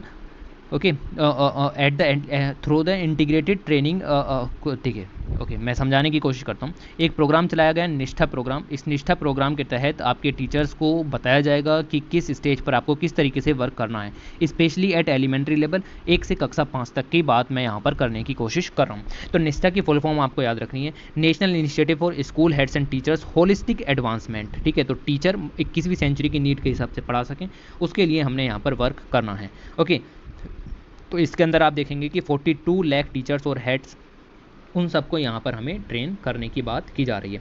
उसके अलावा आप देखें तो 6 अक्टूबर 2020 को दीक्षा नाम का प्लेटफॉर्म भी यहाँ पर लॉन्च किया गया। इसके अंदर आपको टेक्स्ट मॉड्यूल्स मिल जाएंगे, वीडियोस के साथ लेक्चर मिल जाएंगे, लाइव सेशन मिल जाएंगे, नेशनल लेवल रिसोर्स पर्सन, आपको DTH स्वयं प्रभा टीवी चैनल से इंटरेक्शन वीडियोज़ भी मिल जाएंगी। ओके, आपको वॉइस रेस्पॉन्स सिस्टम इसके अंदर मिल जाएगा। ओवरऑल आपको यहाँ पर पढ़ने का बहुत सारा मटेरियल मिल जाएगा। ओके, उसके बाद देखें रिवैम्पिंग असेसमेंट। रिवैम्पिंग असेसमेंट का मतलब ये है कि मूल्यांकन बहुत ज़्यादा ज़रूरी होता है। हर एक स्टेज पर किस तरीके से वर्क हुआ तो कितना हुआ कितना नहीं हुआ उस सबको जानने के लिए असेसमेंट का प्रोविज़न नेशनल एजुकेशन पॉलिसी 2020 का एक फ्रेमवर्क आपको मिलेगा। तो असेसमेंट जो है वो अब आपका गलत तरीके से नहीं होगा, मतलब रोट लर्निंग से नहीं होगा, वो अब आपका अलग तरीके से होगा। जैसे introduction of the artificial intelligence based holistic progress card which will be a 360 degree multi dimensional report. तो आर्टिफिशियल इंटेलिजेंस के ज़रिए आपका जो असेसमेंट है वो किया जाएगा, ना कि अपनी खुद की थिंकिंग के बेस पर कि कोई बंदा कैसा है ऐसे ही कर दिया गया। ओके, तो आपका ये चीज़ें हमें लेकर के चलनी है। रोट लर्निंग को प्रमोट नहीं करना है किसी भी तरीके से। और उसके बाद आपको यहाँ पर मिलेगा कि it will include self assessment. Self assessment स्वयं मूल्यांकन होगा, पीर असेसमेंट आपके साथियों के द्वारा मूल्यांकन होगा, और progress of the child in project based and inquiry based learning, role play, group work आपको मिलेगा, पोर्टफोलियोज ETC। टीचर असेसमेंट का भी पार्ट यहाँ पर बनाया जाएगा, टीचर असेसमेंट भी किया जाएगा और बाकी सारे असेसमेंट भी यहाँ पर किए जाएंगे। ऑलराइट, तो इन सब चीज़ों को यहाँ पर याद रखिएगा। उसके बाद आ जाता है आपका छठा प्रोविज़न जो है equity and inclusion at all level. तो equity and inclusion for all level मैंने आपको ऊपर पढ़ा भी दिया है कि किस तरीके से जो दिव्यांगजन है उनका भी इंक्लूज़न की हमें यहाँ पर बात करनी है, एक्सक्लूज़न की बात नहीं करनी। एक ही जगह पर आपका जो डिसेबिलिटी पर्सन है और जो नॉन डिसेबिलिटी है उन सभी को एक ही सिस्टम के थ्रू हमें पढ़ाने की कोशिश करनी है। साथ ही आप देखेंगे कि जेंडर पैरिटी इंडेक्स जो है वो इंडिया की लगभग 1 है। जेंडर पैरिटी इंडेक्स मतलब कि स्कूल के अंदर बॉयज़ और गर्ल्स की संख्या बराबर है या नहीं है, तो ओवरऑल इंडिया के अंदर बराबर है, इसीलिए रेशियो 1 आ जाता है। ओके, तो इसको यहाँ पर आप कहेंगे कि जेंडर पैरिटी इंडेक्स 1 के बराबर हो जाती है। फिर मैंने आपको बताया कि चिल्ड्रन विद स्पेशल नीड्स उनको हमें डिवाइसेस प्रोवाइड करा करके इंटीग्रेटेड डेवलपमेंट सिस्टम यहाँ पर लॉन्च करना है। ऑलराइट, तो ये काम आपका यहाँ पर हो जाएगा और इस तरीके से वर्क होगा। उसके बाद कंक्लूजन के रूप में आप देख सकते हो कि इंडिया की स्वतंत्रता को 75 साल होने वाले हैं और education is fundamental for achieving the full human potential और developing an equitable and just society and promoting national development. तो इस सब के लिए एजुकेशन बहुत ही ज़रूरी है और नेशनल एजुकेशन पॉलिसी को अगर बहुत ही अच्छे तरीके से लागू किया गया तो हमें एक ना एक दिन इकोनॉमिक ग्रोथ बहुत अच्छी मिलेगी, सोशल जस्टिस मिलेगा, इक्वलिटी मिलेगी, साइंटिफिक एडवांसमेंट मिलेगा, नेशनल इंटीग्रेशन मिलेगा और कल्चरल प्रिजर्वेशन भी बहुत ही अच्छा यहाँ पर मिलने वाला है। ऑलराइट, तो ये सब पॉइंट्स हैं दिए गए हैं, आपको पढ़ लेने हैं। अगले आर्टिकल की तरफ आ जाते हैं। ओके, तो अगला आर्टिकल यहाँ पर आपका हो जाता है women youth and rural transformation. Women का, यूथ का, इन सब का अगर हम किस तरीके से ट्रांसफॉर्मेशन कर सकते हैं इन द रूरल सेक्टर, हम इसमें यहाँ पर बात करने वाले हैं। तो इंट्रोडक्शन में क्या लिखा हुआ है, वही लिखा हुआ है कि इंडिया में अभी भी 65% पॉपुलेशन रहती है और अगर हम देखें तो 55% पॉपुलेशन जो है वो एग्रीकल्चर एलाइड सेक्टर में है। GVA में हिस्सा 17.8% का है और आपको मिलेगा कि 1947 के बाद ये सब काम बहुत तेज़ी से हुए, बहुत सारा ग्रोथ देखने के लिए मिला, लेकिन 2 प्रॉब्लम यहाँ पर रह गई। ये है आपकी रूरल अर्बन डिवाइड और रिच पुअर डिवाइड, ठीक है। तो ये दोनों जो प्रॉब्लम है वो यहाँ पर अभी भी हैं। जेंडर एक अलग इशू हो गया। Gender is an inevitable push factor for the growth and development of a nation like India. In India women and youth constitute a major share of the population, इसीलिए हमें इनका पूरा फ़ायदा उठाना है, ठीक है। तो जितनी भी वर्कफोर्स हमारे पास है उन सभी को एम्प्लॉयमेंट अपॉर्चुनिटी प्रोवाइड करके उनका सोशल एम्पावरमेंट करना है। ये काम हमें इस आर्टिकल के अंदर समझ में आएगा कि कैसे करना है। ओके, तो ये बहुत ही अर्जेंटली नीड है यहाँ पर, और इस चीज़ को हमें पूरी तरीके से हार्नेस करना होगा। ओके, और इसके नीचे आपको बॉल बच्चन टाइप की बहुत सारी चीज़ें मिल जाएंगी, बट इतना सब पढ़ाने का कोई फ़ायदा यहाँ पर नहीं होने वाला। ओके, तो अब सीधे हम यहाँ पर आ जाते हैं। ये देखिए, ये रहा आपका स्टेटस ऑफ रूरल वुमेन, इसको पढ़ना है इस आर्टिकल के अंदर बस, और कुछ नहीं पढ़ना। तो आप देखें तो rural women in India are less literate with rural man, तो आदमियों की तुलना में औरत कम पढ़ी लिखी हैं, ये बात कहने की बात हो रही है। दूसरी तरफ देखें तो 2011 की सेंसस के अनुसार 58% वुमेन यहाँ पर आपको मिल जाएंगी जो कि लिटरेट हैं। ओके, तो 50% से ज़्यादा का रेशियो हमें वहाँ पर दिखा, और नई सेंसस में ये चीज़ें इंप्रूव होती हुई दिखेंगी। ओके, उसके बाद देखें the status of women is not effectually recognised in rural communities, तो ये प्रॉब्लम बतानी मैं यहाँ पर शुरू कर रहा हूँ। तो रूरल कम्युनिटीज़ के द्वारा इनको रिकॉग्नाइज भी ढंग से नहीं किया जाता, और डिस्क्रिमिनेटरी ट्रीटमेंट किया जाता है compare to the male counterpart. आपको मिलेगा कि इनको पर्टिकुलर राइट्स भी नहीं दिए जाते जो कि इनको कॉन्स्टिट्यूशन के थ्रू मिलते हैं, एंड अपॉर्चुनिटीज़ भी नहीं मिलती रूरल एरिया के अंदर। 4 बता चुका हूँ, ध्यान से देखना। लोगों का माइंड सेट अपना सही नहीं है, वो अभी भी ऑर्थोडॉक्स तरीके का सोचते हैं। तो rural women are vital and productive workers in the national economy, इसीलिए यहाँ पर स्टेटिक्स भी आपको दिखाते हैं कि एक वुमेन जो है वो ज़्यादा लंबे समय तक वर्क करती हैं मैन की तुलना में, और फैमिली इनकम में ज़्यादा कंट्रीब्यूट करती हैं। ओके, बट उनकी जो प्रोडक्टिव वर्कर्स है उसको एज अ प्रोडक्टिव वर्कर नहीं माना जाता वुमेन को। ओके, उसके बाद आपको मिलेगा कि womens are silent worker also. Okay, silent worker का मतलब क्या है? हाउस होल्ड ड्यूटीज़ जिनके लिए उनको पेड नहीं किया जाता, अनपेड वर्क जिसको यहाँ पर कहा जाता है। ओके, उसके बाद आपको मिलेगा कि in rural areas very few womens have ownership over land, तो लैंड के ऊपर ओनरशिप भी नहीं है, मतलब जो फार्म लैंड उनके पास है वो उनकी खुद की नहीं है, उनके पास प्रोडक्टिव असेट नहीं है। ठीक, उसके बाद आपको मिलेगा कि इंस्टीट्यूशनल क्रेडिट नहीं मिल पाता, क्यों? क्योंकि आपके पास कोलेट्रल नहीं है कोई भी। ठीक, majority of the agriculture labours are women.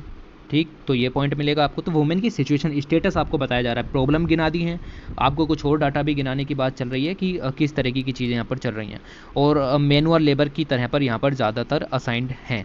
Man specially perform operations involving machineries, agriculture which is main stay on the rural economy, ये आपका फीमेल वर्कफोर्स के द्वारा जो है वो किया जाता है। तो मशीनरी मैन के द्वारा यहाँ पर हो गया, और एग्रीकल्चर जो कि एक आपका वुमेन वर्कफोर्स के अंदर आ जाता है। ओके, और women are invisible life line in the agrarian rural community life. साथ ही आपको मिलेगा कि rural women from childhood days have to bear the burden of take care of the younger siblings, और राइट, और कुकिंग भी करनी है, डोमेस्टिक चीज़ों को भी सुलझाना है।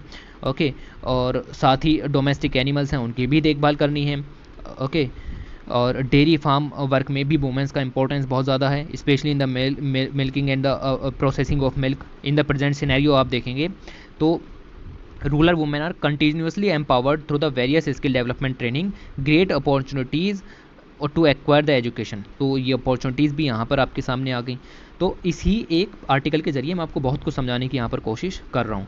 Many governments, institutions, non government organisations women का पूरा जो ह्यूमन रिसोर्स डेवलपमेंट है उसको करने के लिए वुमेन को एम्पावरमेंट भी कर रहे हैं। ओके, उसके बाद आपको मिलेगा कि रूरल इकोनॉमिक डेवलपमेंट को करना है, ग्रोथ एंड डेवलपमेंट, तो आपको इनको जो वुमेन है उनको आपको एम्पावर करना पड़ेगा। ऑलराइट, तो इतना हमने यहाँ से जानना था। परेशानियाँ, ये सब चीज़ें हमने यहाँ पर देख ली। स्टेटस ऑफ यूथ भी देख लेते हैं। तो यूथ का जो पोटेंशियल है, डेमोग्राफिक डिविडेंड जिसको कहा जाता है, उसको तो हमें हार्नेस करना ही करना है, और उसी के चलते इनके अंदर जो एनर्जी है, पैशन है कुछ कर दिखाने की, उसको हमें यहाँ पर निचोड़ना है एक तरीके से। Okay, youth are the creative digital innovators, तो ये डिजिटल इंडिया को हमारे साकार कर सकते हैं, क्योंकि जो एक्टिव सिटीजन्स हैं, ईगर टू पॉजिटिवली कंट्रीब्यूट हैं, जो कि सस्टेनेबल ग्रोथ और डेवलपमेंट कर सकते हैं इंडिया का। ओके, तो ये जो पॉपुलेशन है इसको हार्नेस करना है, मोटिवेट करना है, स्किल्ड प्रोवाइड करानी है, स्ट्रीमलाइन करना है, इन सभी को यहाँ पर आपको मिलेगा। 1971 की बात करें तो 168 मिलियन पॉपुलेशन थी यूथ की, और 2011 में ये लगभग 3 गुनी यहाँ पर पॉपुलेशन हो गई। तो शेयर बहुत तेज़ी से बढ़ा है यूथ पॉपुलेशन का। इसी के साथ आपको मिलेगा कि और the share of the youth among male and female is indicative to the prevalence of the health fertility rates in the general production. और राइट, तो ये बहुत सारी चीज़ें हैं यहाँ पर, सब दिक्कत करेंगी अगर इतना ज़्यादा डाटा हुआ, धुआं उठ जाएगा दिमाग से। तो जितना यहाँ पर हो सके क्या कर सकते हैं, ये देखिए आप, increased attention to improving participation rates of the young people, particularly marginalized youth, in need to the ensure that they acquire the knowledge, capacities उनको प्रोवाइड हो, स्किल प्रोवाइड हो, इथिकल वैल्यूज़ प्रोवाइड हो, ताकि वो अपना रोल जो है as a development agent वो पूरा कर सकें, गुड गवर्नेंस में कुछ रोल निभा सकें, सोशल इंक्लूजन हो सके, टॉलरेंस एंड पीस जैसी भावनाएं यहाँ पर डेवलप हो सकें। इसके लिए हमें यहाँ पर वर्क करना है। ओके तो ये सब चीज़ें आपको मिलेंगी। There is not much information available about the young farmers in India. क्यों? क्योंकि फार्मर्स मतलब किसानी खेती में जो युवा है वो आना नहीं चाहता, उसको वो सब बेइज्जती के तौर पर लगता है कि मैं ये क्या कर रहा हूँ। ठीक है, तो हमें इस ट्रेंड को यहाँ पर चेंज करना है। आप देखेंगे कि 56% यूथ जो है 2012 के अंदर वो एग्रीकल्चर, फॉरेस्ट्री और फिशरिंग जैसे सेक्टर में जो है वो लगा हुआ था, एज ए एम्प्लॉयमेंट यहाँ पर वर्क चल रहा था। उसके बाद ILO का डाटा यहाँ पर दिया हुआ है, female employment in the agriculture was 57% in 2018 compare to the 19% female employment in the industries and 24% in the service. तो एग्रीकल्चर सेक्टर में आपको ज़्यादा एनरोलमेंट दिखेगा फीमेल यंग लेबरर्स का। ओके, तो ये चीज़ आपको यहाँ पर मिलेगी। तो ये सब चीज़ें आपको मिली। उसके बाद यहाँ पर दिया गया है role of women in rural growth. Role of women in rural growth, इस चीज़ को हमें यहाँ पर नहीं देखना, ये सब नहीं देखना। जनरली बस ये जो हेडिंग ऊपर लिखे हुए हैं ये सब आपको देख लेना है। जैसे ILO है, सॉरी एग्रीकल्चर है, तो एग्रीकल्चर के ऊपर मैंने आपको बताया कि जो आपका एग्रीकल्चर है, साथ ही एलाइड एक्टिविटीज़ जो हैं जैसे एनिमल हस्बेंड्री है, उन सब में वुमेन का रोल काफ़ी ज़्यादा बढ़ा हुआ है और सभी तरह की जॉब्स ये यहाँ पर किया करते हैं। एलाइड सेक्टर भी हो गए, स्मॉल स्केल इंडस्ट्रीज़ में भी इनका रोल यहाँ पर अच्छा खासा है, जो मैंने आपको ऊपर बताया। देखिए एग्रीकल्चर है, MSME है, फास्ट मूविंग गुड्स है, कंज्यूमर ड्यूरेबल्स है, इस तरीके से हमें रूरल इकोनॉमी को बढ़ाना है। तो वो सब यहाँ पर लॉन्च कीजिए और उन सेक्टर्स के अंदर वुमेन को डालना है, युवा को डालना है, ताकि वो यहाँ पर आकर के इनोवेशन कर सके, अपना जो मैनुअल है, ह्यूमन वैल्यू है, वो प्रोवाइड करा सके, ताकि इसका डेवलपमेंट हो सके सेक्टर का। तो ये सब नया नया और नए नए में भी कुछ खास नहीं दिया गया है। ठीक है, तो ये चीज़ यहाँ पर आपको देखनी है। रूरल इंडिया के अंदर यूथ का इंपॉर्टेंस भी यहाँ पर कुछ खास नहीं है, बस आपको देखना है कि एग्रीकल्चर में बूस्ट कर सकता है यूथ, क्योंकि नई टेक्नोलॉजीज़ ला सकता है। नई टेक्नोलॉजी, नई क्रॉपिंग पैटर्न, नई इरिगेशन फैसिलिटीज़, नए फंक्शंस आएंगे तो टेक्नोलॉजी के अंदर यील्ड भी आपकी बढ़ेगी एग्रीकल्चर के अंदर। Small scale industries, innovation, entrepreneurship को बढ़ावा देने के लिए स्किल डेवलपमेंट हो सकता है। ठीक, तो ये तीसरा पॉइंट स्किल डेवलपमेंट आ गया। नई machines, manufacturing of goods, sports, music, जिससे कि हमारे एक्सपोर्ट भी यहाँ पर बढ़ने की पूरे चांस हैं। फिर एजुकेशन सेक्टर के अंदर भी यहाँ पर रिफॉर्म लिए जा सकते हैं, जिससे कि जो यंग जो आपको यूथ मिलेगा उसका इंपॉर्टेंस बढ़ा सकता है। एम्प्लॉयमेंट अपॉर्चुनिटीज़ प्रोवाइड की जा सकती हैं। सिंपल सी बात है, बहुत सारी स्कीम्स हैं, कोई भी 2-3 स्कीम लिखो, काम खत्म। ओके, उसके बाद आपको मिलेंगे challenges of women and youth. तो चैलेंजेस मैं अभी गिना चुका हूँ कि ट्रेडिशनल माइंडसेट है, वगैरह वगैरह चीज़ें जो ऊपर इतनी सारी गिनाई, वही लिखो, नया पढ़ के कुछ नहीं होगा। ओके, तो ये चीज़ें मिलेंगी। ये आप देख लीजिएगा कि improving women and young livelihood in rural area किस तरीके से इम्प्रूव करोगे, तो उसको यहाँ पर देख लेते हैं। पहला, जेंडर का इशू सोल्व करना पड़ेगा। दूसरा, हेल्थ बायस इशूज़ भी यहाँ पर सोल्व करने पड़ेंगे। ओके, अगर हमें हेल्थ पॉलिसीज़ का प्रॉपर इंप्लीमेंटेशन किया तब जाकर के ये चीज़ें सही हो जाएंगी। द मेन प्रॉब्लम आपको मिलेगा the lack of opportunity of employment for women and youth. तो ये अपॉर्चुनिटीज़ हमें प्रोवाइड करानी है। किस तरीके से फोकस करना पड़ेगा on increasing the demand of labour in relation to the supply. Supply बढ़ाओ, सॉरी आपका इस तरीके से काम होगा कि increasing the demand for labour in relation to the supply. तो लेबर की डिमांड बढ़ेगी, जिसके कारण आपकी सप्लाई भी यहाँ पर बढ़ने की पूरे चांसेस हैं। Increasing the integrability of the disadvantage women and youth so they can take the advantage of labour market. तो जो डिसएडवांटेज रह गए हैं उनको भी यहाँ पर लेकर के आना है। पोस्ट स्कूल स्किल ट्रेनिंग भी प्रोवाइड करानी है। Okay, post school skill training भी प्रोवाइड करानी है। उसके बाद आपको मिलेगा कि गवर्नमेंट ने स्किल इंडिया डेवलपमेंट प्रोग्राम्स जैसे बहुत सारे प्रोग्राम चलाए हुए हैं, उसके तहत आपको लोन की सुविधा भी हो जाती है अगर आप अपना इनोवेशन और स्टार्टअप खड़ा करना चाहते हो, जहाँ मुद्रा लोन है। ठीक है, तो ये सब चीज़ें हैं, बहुत कुछ है यहाँ पर। इस तरीके का कुछ फैंसी नहीं दिया गया है कि आप इसको पढ़ करके इम्प्रेस कर पाओगे। ओके, तो ये है कि कंक्लूज़न है, सस्टेनेबल डेवलपमेंट गोल पूरे कर रहे हैं, वुमेंस की लिटरेसी रेट को बढ़ाना है, इंटरनेट पेनिट्रेशन करना है। ओके, ये सब काम यहाँ पर आपका करके और पॉलिसीज़ अगर ढंग से इम्प्लीमेंट की गई तो आपका ये काम यहाँ पर हो जाएगा सक्सेसफुल। ओके, इस तरीके से आर्टिकल को ख़त्म करो और खेल ख़त्म। ऑलराइट, तो यहाँ तक आपका ये आर्टिकल होना था। उसके बाद चलते हैं अगले आर्टिकल की तरफ, जो कि है fostering growth in rural India. किस तरीके से रूरल इंडिया के अंदर आप ग्रोथ को फोस्टर करोगे। ऑलराइट, तो इसको देखने की कोशिश हम यहाँ पर करते हैं कि किस तरीके से की जाएगी। ये देखिए आप, the goal of equitable and inclusive growth, prosperity, access to the equal opportunities लानी है। कुल मिलाकर के हमें करना है सबका साथ सबका विकास। गवर्नमेंट ऑफ इंडिया का ये प्रोविज़न है। और साथ ही हमें विलेज इकोनॉमी को प्रमोट करना है। टियर 2 टियर 3 सिटीज़ पर फोकस देना है, उनके अंदर इकोनॉमिक एक्टिविटीज़ को बढ़ाना है, इंफ्रास्ट्रक्चर को बढ़ाना है, नए इनोवेशन को बढ़ाना है, बिजनेस एक्सीलेंस को बढ़ाने की पूरी कोशिश करनी है, ताकि जो आपका जो विलेज है वो सेल्फ सस्टेन हो सके। इंक्लूसिव मॉडल ऑफ ग्रोथ को हमें यहाँ पर अपनाना पड़ेगा। उसके बाद बहुत सारी सेंट्रल गवर्नमेंट स्कीम्स चली हुई हैं जो कि फुल्ली प्रायोरिटाइज करती हैं development needs of the Indian village. बात समझ में आई। तो ये इंट्रोडक्शन लिखा हुआ था।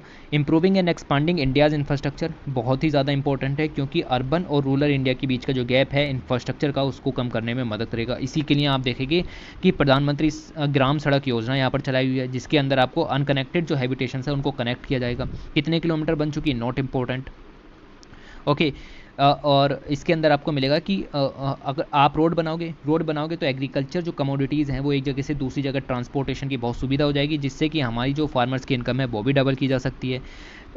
ग्राम सड़क योजना आपका फंडामेंटल है to building robust and independent village economies, जिसको कहते हैं विलेज स्वराज गांधी जी की भाषा में। और हम ये विज़न को पूरा कर सकते हैं 75 साल हमारी स्वतंत्रता के होने वाले हैं तब। ओके, उसके बाद आपको मिलेगा कि एक तो योजना आपकी ये हो गई। दूसरा आपको मिलेगा national pride, patriotism, community spirit, self confidence, infrastructure development. इन सबको बढ़ाने के लिए संसद आदर्श ग्राम योजना भी चलाई गई है। ओके, तो ये जो आपकी संसद ग्राम आदर्श योजना आपको मिलेगी, गवर्नमेंट की कमिटमेंट है महात्मा गांधी जी के विज़न की तरफ। और इसके अंदर आपको मिलेगा कि हमें मॉडल विलेजेस तैयार करने हैं रूरल इंडिया के अंदर, आज जिनको आदर्श ग्राम कहा जाता है। मतलब उनसे सीख लेकर के अगले जो विलेज हैं वो यहाँ पर कदम बढ़ाएंगे।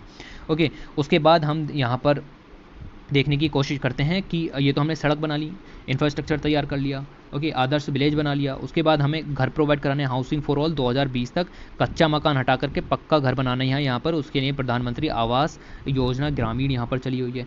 कितने बन चुके, कितना पैसा बांटा, not important.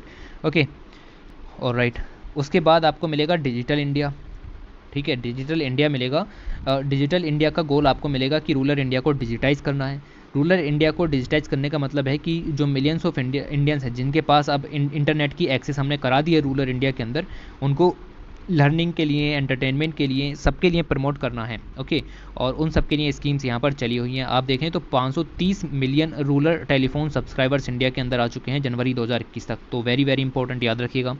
Okay, total subscriber जितने भी हैं कंट्री के, रूरल इंडिया में 45% है। तो इंटरनेट पेनिट्रेशन बहुत ही अच्छे तरीके से हुआ है, ताकि better access to the business opportunities, employment, services, banking facilities, नए आइडियाज़ जनरेट हो सकें रूरल इंडिया के अंदर।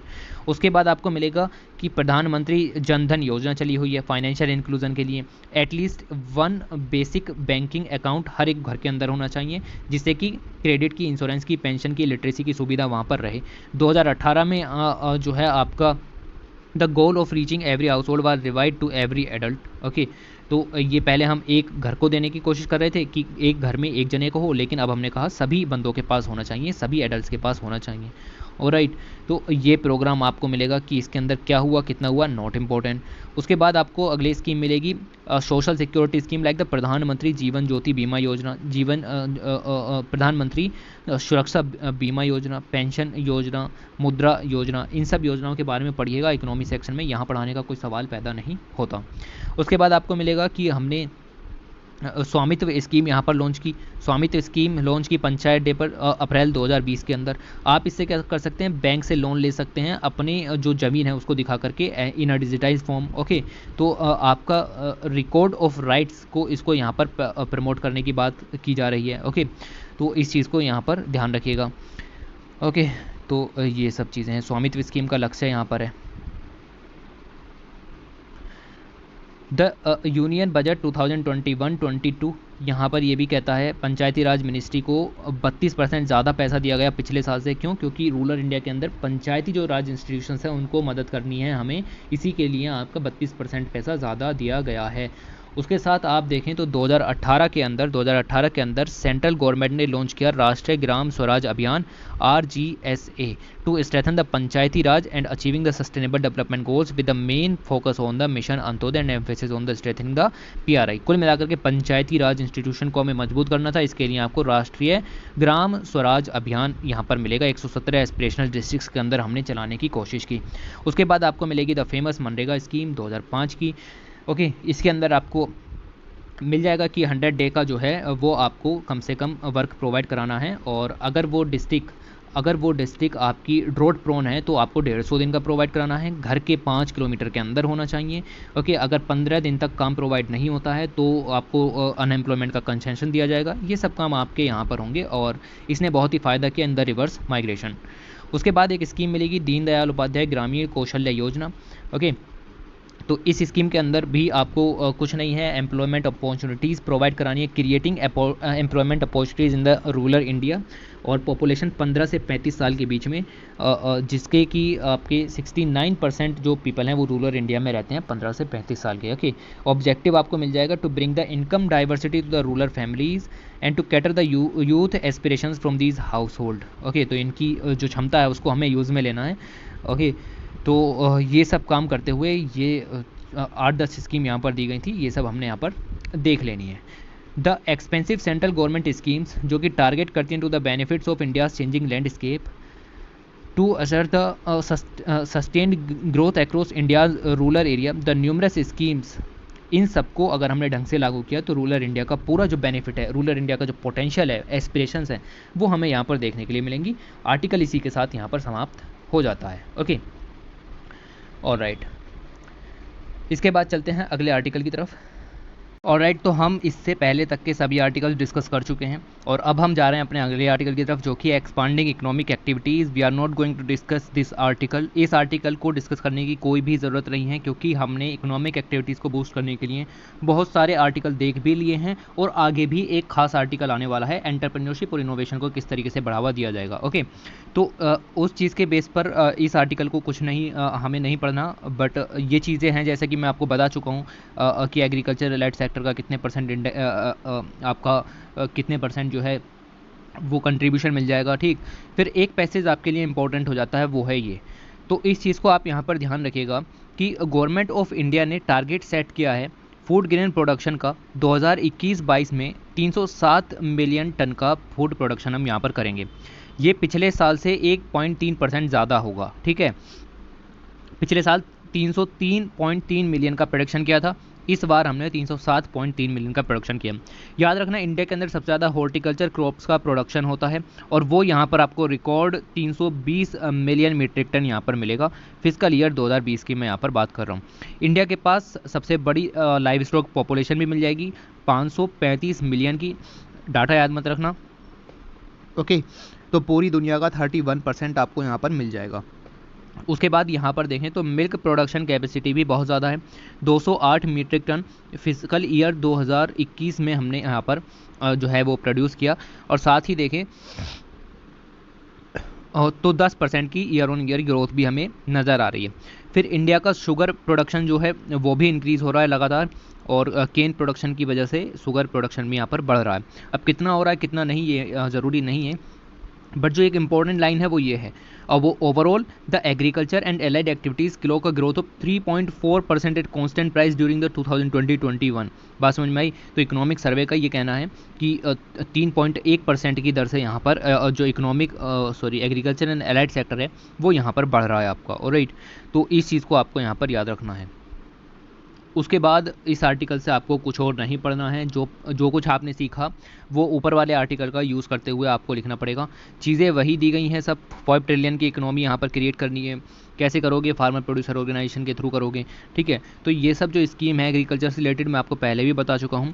जैसे PIL स्कीम है, ई-नाम पोर्टल है, ऑपरेशन ग्रीन है। ऑपरेशन ग्रीन 22 पेरिसेबल कमोडिटीज़ के लिए टॉप जो फसलें होती हैं, टोमेटो, पोटैटो और आपका ओनियन की जो फसलें हैं इनके लिए यहाँ पर था पहले, और अब इसको बढ़ा करके 22 कर दिया गया है। मार्च की योजना मैगजीन बहुत ही ज़्यादा इंपॉर्टेंट थी, वो बजट के ऊपर थी, मार्च की थी, हाँ शायद मार्च की थी, ठीक है। तो उस चीज़ को देखिए, नाबार्ड का भी यहाँ पर काम है, आपका रूरल इंफ्रास्ट्रक्चर फंड भी है, ठीक। तो ये सब तरीके के काम यहाँ पर चल रहे हैं। ओके, तो अगले आर्टिकल की तरफ आते हैं, जो कि खास आर्टिकल होने वाला है, ये very very important article, rural entrepreneurship. Alright, तो इस आर्टिकल को हम यहाँ पर देखेंगे। महात्मा गांधी जी ने कहा था कि इंडिया उसके गांव में रहता है, लेकिन इंडिया के जो गांव हैं उनके बीच में आपको प्रॉब्लम दिखेंगी अनएम्प्लॉयमेंट की, अंडर एम्प्लॉयमेंट की। तो इन सब प्रॉब्लम्स के बीच में आपको दिखेगा कि रूरल अर्बन डिवाइड बहुत ही ज़्यादा हो चुका है। उस डिवाइड को कम करने के लिए एंटरप्रेन्योर एक्टिविटीज़ को बढ़ाना पड़ेगा जो रूरल इकोनॉमी के अंदर, ताकि एम्प्लॉयमेंट अपॉर्चुनिटी प्रोवाइड की जा सके, रूरल इनकम को बढ़ाया जा सके, मैक्सिमम यूटिलाइजेशन लिया जा सके लोकल लेबर का, और साथ ही रॉ मटेरियल का भी यूटिलाइजेशन लिया जा सके। ओके, तो इतना पॉइंट आपको याद रखना है। इसका जो अब आगे देखेंगे आप, तो ये चीज़ें मिलेंगी कि यूनाइटेड नेशंस के एजेंडा के साथ भी ये मैच होना चाहिए, सस्टेनेबल तरीके से हमें ये सब काम करने हैं जो कि यहाँ पर होंगे। उसके बाद एक टर्म मिलेगी आपको एंटरप्रेन्योरशिप। इस टर्म एंटरप्रेन्योरशिप का क्या मतलब है? इसका मतलब यहाँ पर दिया गया है, the word entrepreneurship describes the activity undertaken by the entrepreneur which usually involves moderate risk. याद रखिएगा कि एंटरप्रेन्योरशिप के अंदर रिस्क इन्वॉल्व होता है, with an aim to make a profit from the activity. तो मॉडरेट टाइप का रिस्क यहाँ पर इन्वॉल्व रहता है, और आप इस तरीके का प्रॉफिट मोटिव यहाँ पर आपका एक्टिविटी के थ्रू रहता है। फ्रेंच ओरिजिन टर्म है। अगर आपको पता करना हो कि रूरल एंटरप्रेन्योरशिप क्या होगा, तो ये जो काम है अगर आप रूरल एरिया में कर रहे हो तो रूरल एंटरप्रेन्योरशिप इसको कहा जाता है। ओके, तो इस चीज़ को ध्यान रखना है। Rural entrepreneurship represent a complex heterogeneous and social structure and can be broadly classified as the farm entrepreneurship.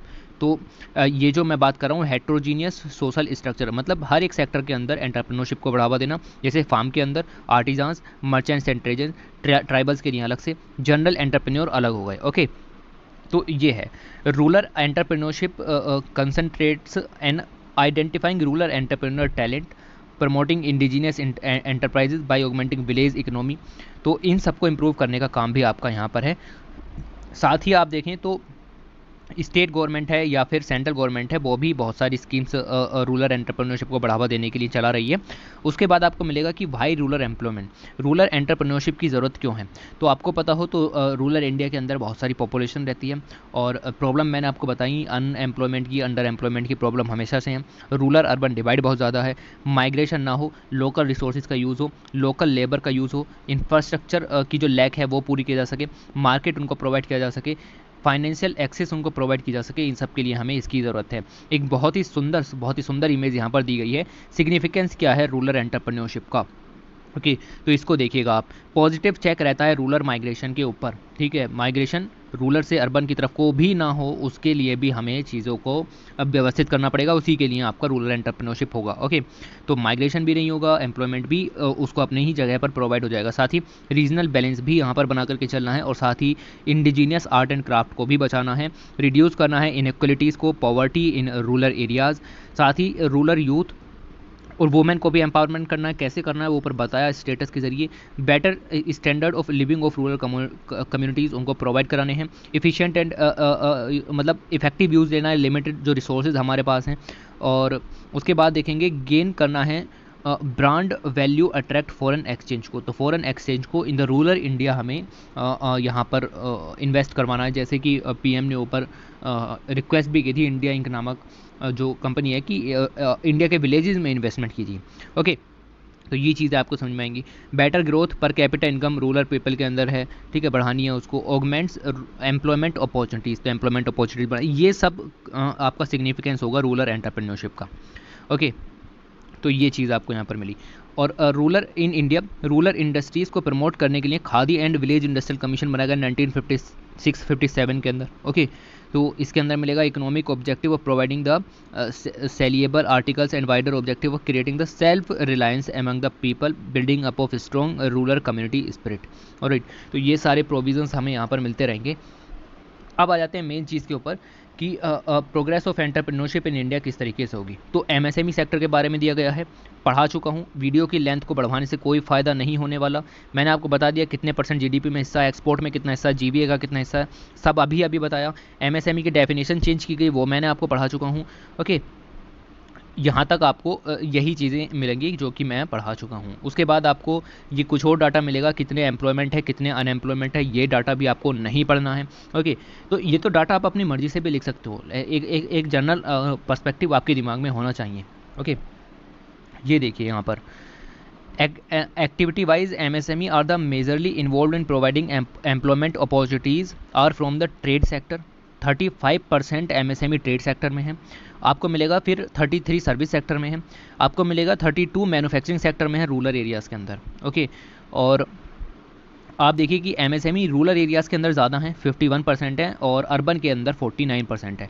तो ये जो ऊपर वाला डाटा है पीटी के हिसाब से छोटा बड़ा करके याद रखिएगा, और ये पीटी के हिसाब से as a point, single point याद रखिएगा कि क्या दिया गया है।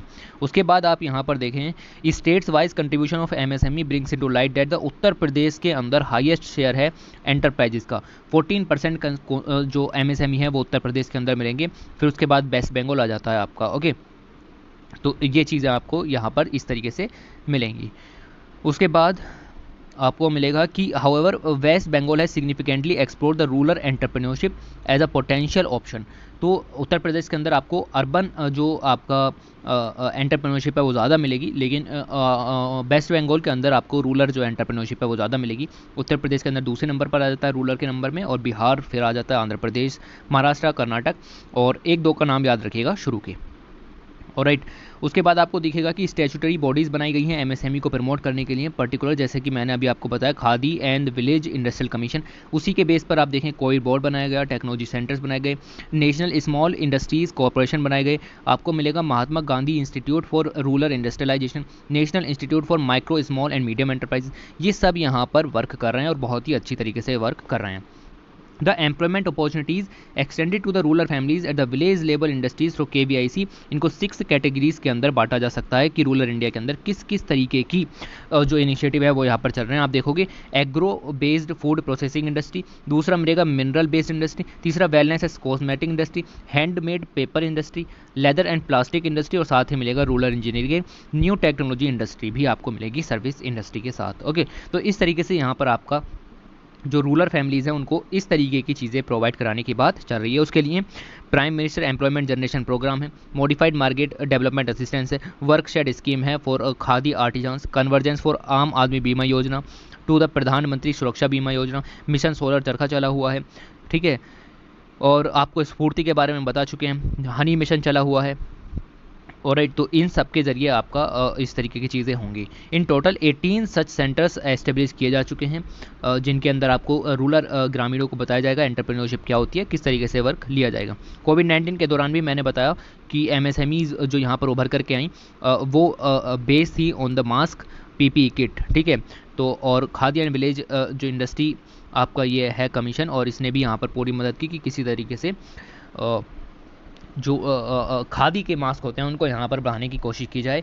एमएसएमई से कहा गया सेफ्टी गगल्स बनाइए, सैनिटाइजर बोतल बनाइए, पीपी किट बनाइए, हॉस्पिटल फर्नीचर बनाइए, ऑटोमेटिक सैनिटाइजर मशीन बनाइए, सैनिटाइजर मशीन बनाइए। ओके, तो ये सब यहाँ पर काम इस तरीके का चल रहा था। और आपको पता हो तो गवर्नमेंट डिपार्टमेंट्स को 25% ऑफ देयर प्रोक्योरमेंट एमएसएमई से ही खरीदना होता है। ओके, तो इस तरीके से एमएसएमई को बूस्ट यहाँ पर मिलेगा, जैसा कि मैंने ऊपर भी बताया। ओके, उसके बाद आपको मिलेंगे challenges and opportunities in the rural entrepreneurship. कुछ चैलेंजेस यहाँ पर आपके सामने होने चाहिए, हर तरह के हैं, टेक्निकल चैलेंजेस हैं, इकोनॉमिक चैलेंजेस हैं, सोशल चैलेंजेस हैं। ओके, उसके बाद मिलेगा आपको जैसे financial challenges, social challenges, lack of education, lack of experience and expertise, limited purchasing power, threat from urban entrepreneurs. मैंने आपको ये भी बताया कि रिस्क भी इन्वॉल्व रहता है, opaque market entries, technological challenges, existence of middle man, lack of logistics and infrastructure support, involvement of risk element, shortage of raw material, lack of security. तो कितने याद कर लोगे यार, ठीक है। तो इनको लिखने में ही आपके जो हैं 100 से 150 वर्ड यहाँ पर हो जाएंगे, ठीक। तो उतना पढ़ो जितना काम का है, इतना पढ़ो, बस बात ख़त्म हो गई। उसके बाद आपको मिलेगा कि इन सब चैलेंजेस के अलावा आपको कुछ अपॉर्चुनिटीज़ भी मिलेंगी, जैसे आपकी लो एस्टेब्लिशमेंट कॉस्ट इन्वॉल्व। तो रूरल एंटरप्रेन्योरशिप में अगर आपको आपकी सेटअप करना है तो आपकी कॉस्ट भी थोड़ी सी कम आती है, रॉ मटेरियल फुल्ली अवेलेबल रहता है, ठीक है। ओके, कॉम्पिटिटिव एडवांटेज, भी एग्जिस्ट रहता है। Low cost of production compare to the urban enterprises, simple सी बात है। Okay, optimum utilisation of products भी यहाँ पर हो जाएगा, और गवर्नमेंट पॉलिसी सब्सिडीज़ ये भी यहाँ पर फुल्ली डाइवर्टेड होती हैं, क्योंकि गवर्नमेंट का फोकस रूरल इकोनॉमी की तरफ बना हुआ है। ओके, तो इस तरीके से काम यहाँ पर होता है। और राइट, उसके बाद देखोगे कि कौन कौन से इनिशिएटिव्स चलाए हुए हैं। तो इनिशिएटिव्स के अंदर आपको कुछ भी नहीं करना है, कोई इनिशिएटिव ऐसे वैसे नहीं है, ये सब वही हैं जो पढ़ चुके हैं। जैसे एम्प्लॉयमेंट जनरेशन प्रोग्राम है, credit linked capital subsidy scheme है, क्रेडिट गारंटी ट्रस्ट फंड है एमएसएमई के लिए। मतलब एमएसएमई ने अगर लोन लिया है बैंक से, रीपे नहीं कर पा रहा है, तो इस फंड के थ्रू आपको बैंक को लोन दे दिया जाएगा, ठीक है, इंटरेस्ट सबवेंशन दे दिया जाएगा। तो इस तरीके की चीज़ों के जरिए काम हो रहा है। Interest subvention scheme for incremental credit, right. फिर एस्पायर स्कीम चली हुई है, ये रही। ग्रामोदय विकास योजना है, इंफ्रास्ट्रक्चर के लिए अलग योजनाएं हैं। ये ग्राफ दिया हुआ है कि इनपुट लेवल पर क्या कर सकते हैं एंटरप्रेन्योरशिप को बढ़ावा देने के लिए। तो फार्म प्रोड्यूस को बढ़ा सकते हैं, क्योंकि फार्म प्रोड्यूस जो होगा वो आने वाली इंडस्ट्रीज़ के लिए एज ए इनपुट वर्क करेगा। साथ ही जो नॉन एग्रीकल्चर एक्टिविटीज़ हैं उनको भी बढ़ा सकते हैं। आउटपुट के रूप में हम क्या कर सकते हैं, टेक्नोलॉजीज़ दे सकते हैं, जिससे कि प्रॉफिट, प्रोडक्टिविटी, यील्ड सब कुछ बढ़े एंटरप्रेन्योरशिप के अंदर। ओके, और फिर उसको मार्केट प्रोवाइड करा सकते हैं, या वैल्यू चेन के थ्रू उसको जोड़ सकते हैं, जिससे वो ग्लोबल कम्पिटिटिव बन सके। स्फूर्ति स्कीम आ जाती है, पढ़ा चुका हूँ। तो मेन स्कीम्स तो सब हो चुकी हैं यहाँ पर, तो अब ये आपको याद भी नहीं रहेगा अगर आप कितना भी पढ़ लो। नॉर्थ ईस्ट के लिए आपको मिल जाएंगी 2-3 स्कीम, सिक्किम के प्रमोशन के लिए एमएसएमई। ओके, तो इस तरीके से वर्क चल रहा है। फिर एम्प्लॉयमेंट जनरेशन कितना काम हो गया, नॉट इम्पोर्टेंट। इस स्कीम के बारे में बता दिया मैंने अभी आपको, credit guarantee fund trust for MSME. Okay, collateral free credit भी प्रोवाइड होगा, लोन रीपे नहीं कर पाए तो इस फंड से रीपे होगा, ताकि एमएसएमई को लोन देने में बैंकों को डर ना लगे। टूल रूम्स भी बनाए गए हैं, सारी सुविधाएं इनको प्रदान करने के लिए एमएसएमई को टेक्नोलॉजी मिलनी चाहिए, रिलेटेड एरिया में कोई प्रॉब्लम तो नहीं है, पर्सनल ट्रेनिंग होने चाहिए, एम्प्लॉयमेंट मिलना चाहिए लोगों को। सब काम यहाँ पर चल रहा है। मेक इन इंडिया है, फिर skill India program, digital India scheme, stand up scheme, Mudra scheme, startup scheme, ये सब स्कीम्स एक बार में रट लो, अपना इकोनॉमी का थोड़ा चैप्टर वगैरह खोल करके उन सबको पढ़ लो। ओके, ये सब काम इस तरीके से यहाँ पर चल रहे हैं। दूसरा, मैंने आपको चैंपियंस पोर्टल के बारे में अभी इसी से पहले ही बता दिया है कि क्या इसका जो मकसद यहाँ पर होगा। ओके, उसके बाद empowering rural women through entrepreneurship. तो वुमेन को किस तरीके से एम्पावर करना है, कौन कौन से चैलेंजेस हैं, स्टेटस क्या है, वो याद करो। हमने आर्टिकल के अंदर एक ही चीज़ पढ़ी थी, वही आपके काम की यहाँ पर हो जाती है। ओके, तो सेल्फ हेल्प ग्रुप के ज़रिए यहाँ पर हेल्प की जा सकती है। फिफ्थ, सस्टेनेबल डेवलपमेंट गोल पता हो तो जेंडर इक्वलिटी लेकर के आनी है। कैसे आएगी, एंटरप्रेन्योरशिप एक्टिविटीज़ के अंदर भी आपको man is equal to women करना पड़ेगा। ओके, उसके लिए आपको सेल्फ हेल्प ग्रुप्स जो कि स्पेशली फॉर द वुमेन है, उसके अंदर आपको वुमेन्स को लाना पड़ेगा रूरल इंडिया की। तो वो आपका क्या काम करते हैं, पिकल्स है, फ्रूट जूस है, पापड़ है, जैगरी है, इन सब चीज़ों में अपना एक स्टार्टअप वगैरह का या एंटरप्रेन्योरशिप जो है वो शुरू की जा सकती है। ओके, उसके बाद आपको मिलेगा मैक्सिमम जो रजिस्टर्ड एंटरप्राइजेज हैं जो कि वुमेन एंटरप्रेन्योर्स के द्वारा चलाई जाती हैं, तमिलनाडु के अंदर मिलेंगी। फिर उत्तर प्रदेश आ जाता है, केरल, पंजाब आपका और भी आ जाते हैं, बट नॉट इम्पॉर्टेंट, याद रखने की ज़रूरत नहीं है, 1-2 याद रख लो शुरू का। ओके, तो इस तरीके से हमें यहाँ पर मदद मिलेगी। कौन कौन सी प्रॉब्लम्स हैं वो डिस्कस कर चुके हैं। Low level of knowledge, lack of ownership of resources. Okay, role as home maker and entrepreneur, दोनों तरह का रोल निभाना पड़ेगा। ओके, और माइंड सेट भी मैंने आपको बताया था। बियरिंग एबिलिटीज़, लो रिस्क आपको मिलेगा। लैक ऑफ फैमिली सपोर्ट आपको मिल जाएगी। सोशियो कल्चरल बैरियर्स है, difficulties in getting financial assistance है, लोन नहीं मिलता, poor degree of financial freedom है, वीक बार्गेनिंग पोजीशन हो जाती है, पुअर इंफ्रास्ट्रक्चर फैसिलिटीज़, मार्केट से अवेलेबिलिटी नहीं हो पाती। ओके, तो बहुत कुछ है, बहुत कुछ।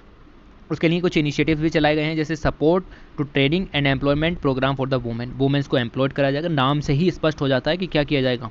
ओके, उसके बाद आपको मिलेगा trade related entrepreneurship assistance and development, इनको प्रोवाइड की जाएगी। स्टैंड अप स्कीम, यहाँ पर राष्ट्रीय महिला कोष भी बनाया गया गवर्नमेंट ऑफ इंडिया के द्वारा। महिला उद्यमी योजना चलाई जा रही है IDBI बैंक के द्वारा। SBI स्त्री शक्ति पैकेज भी, जिसमें इंटरेस्ट रेट बहुत ही कम रहते हैं, इस टाइप की योजनाएं चल रही हैं। बैंक ऑफ इंडिया के द्वारा आपको मिलेगा प्रियदर्शनी स्कीम, यहाँ पर चलाई जा रही है।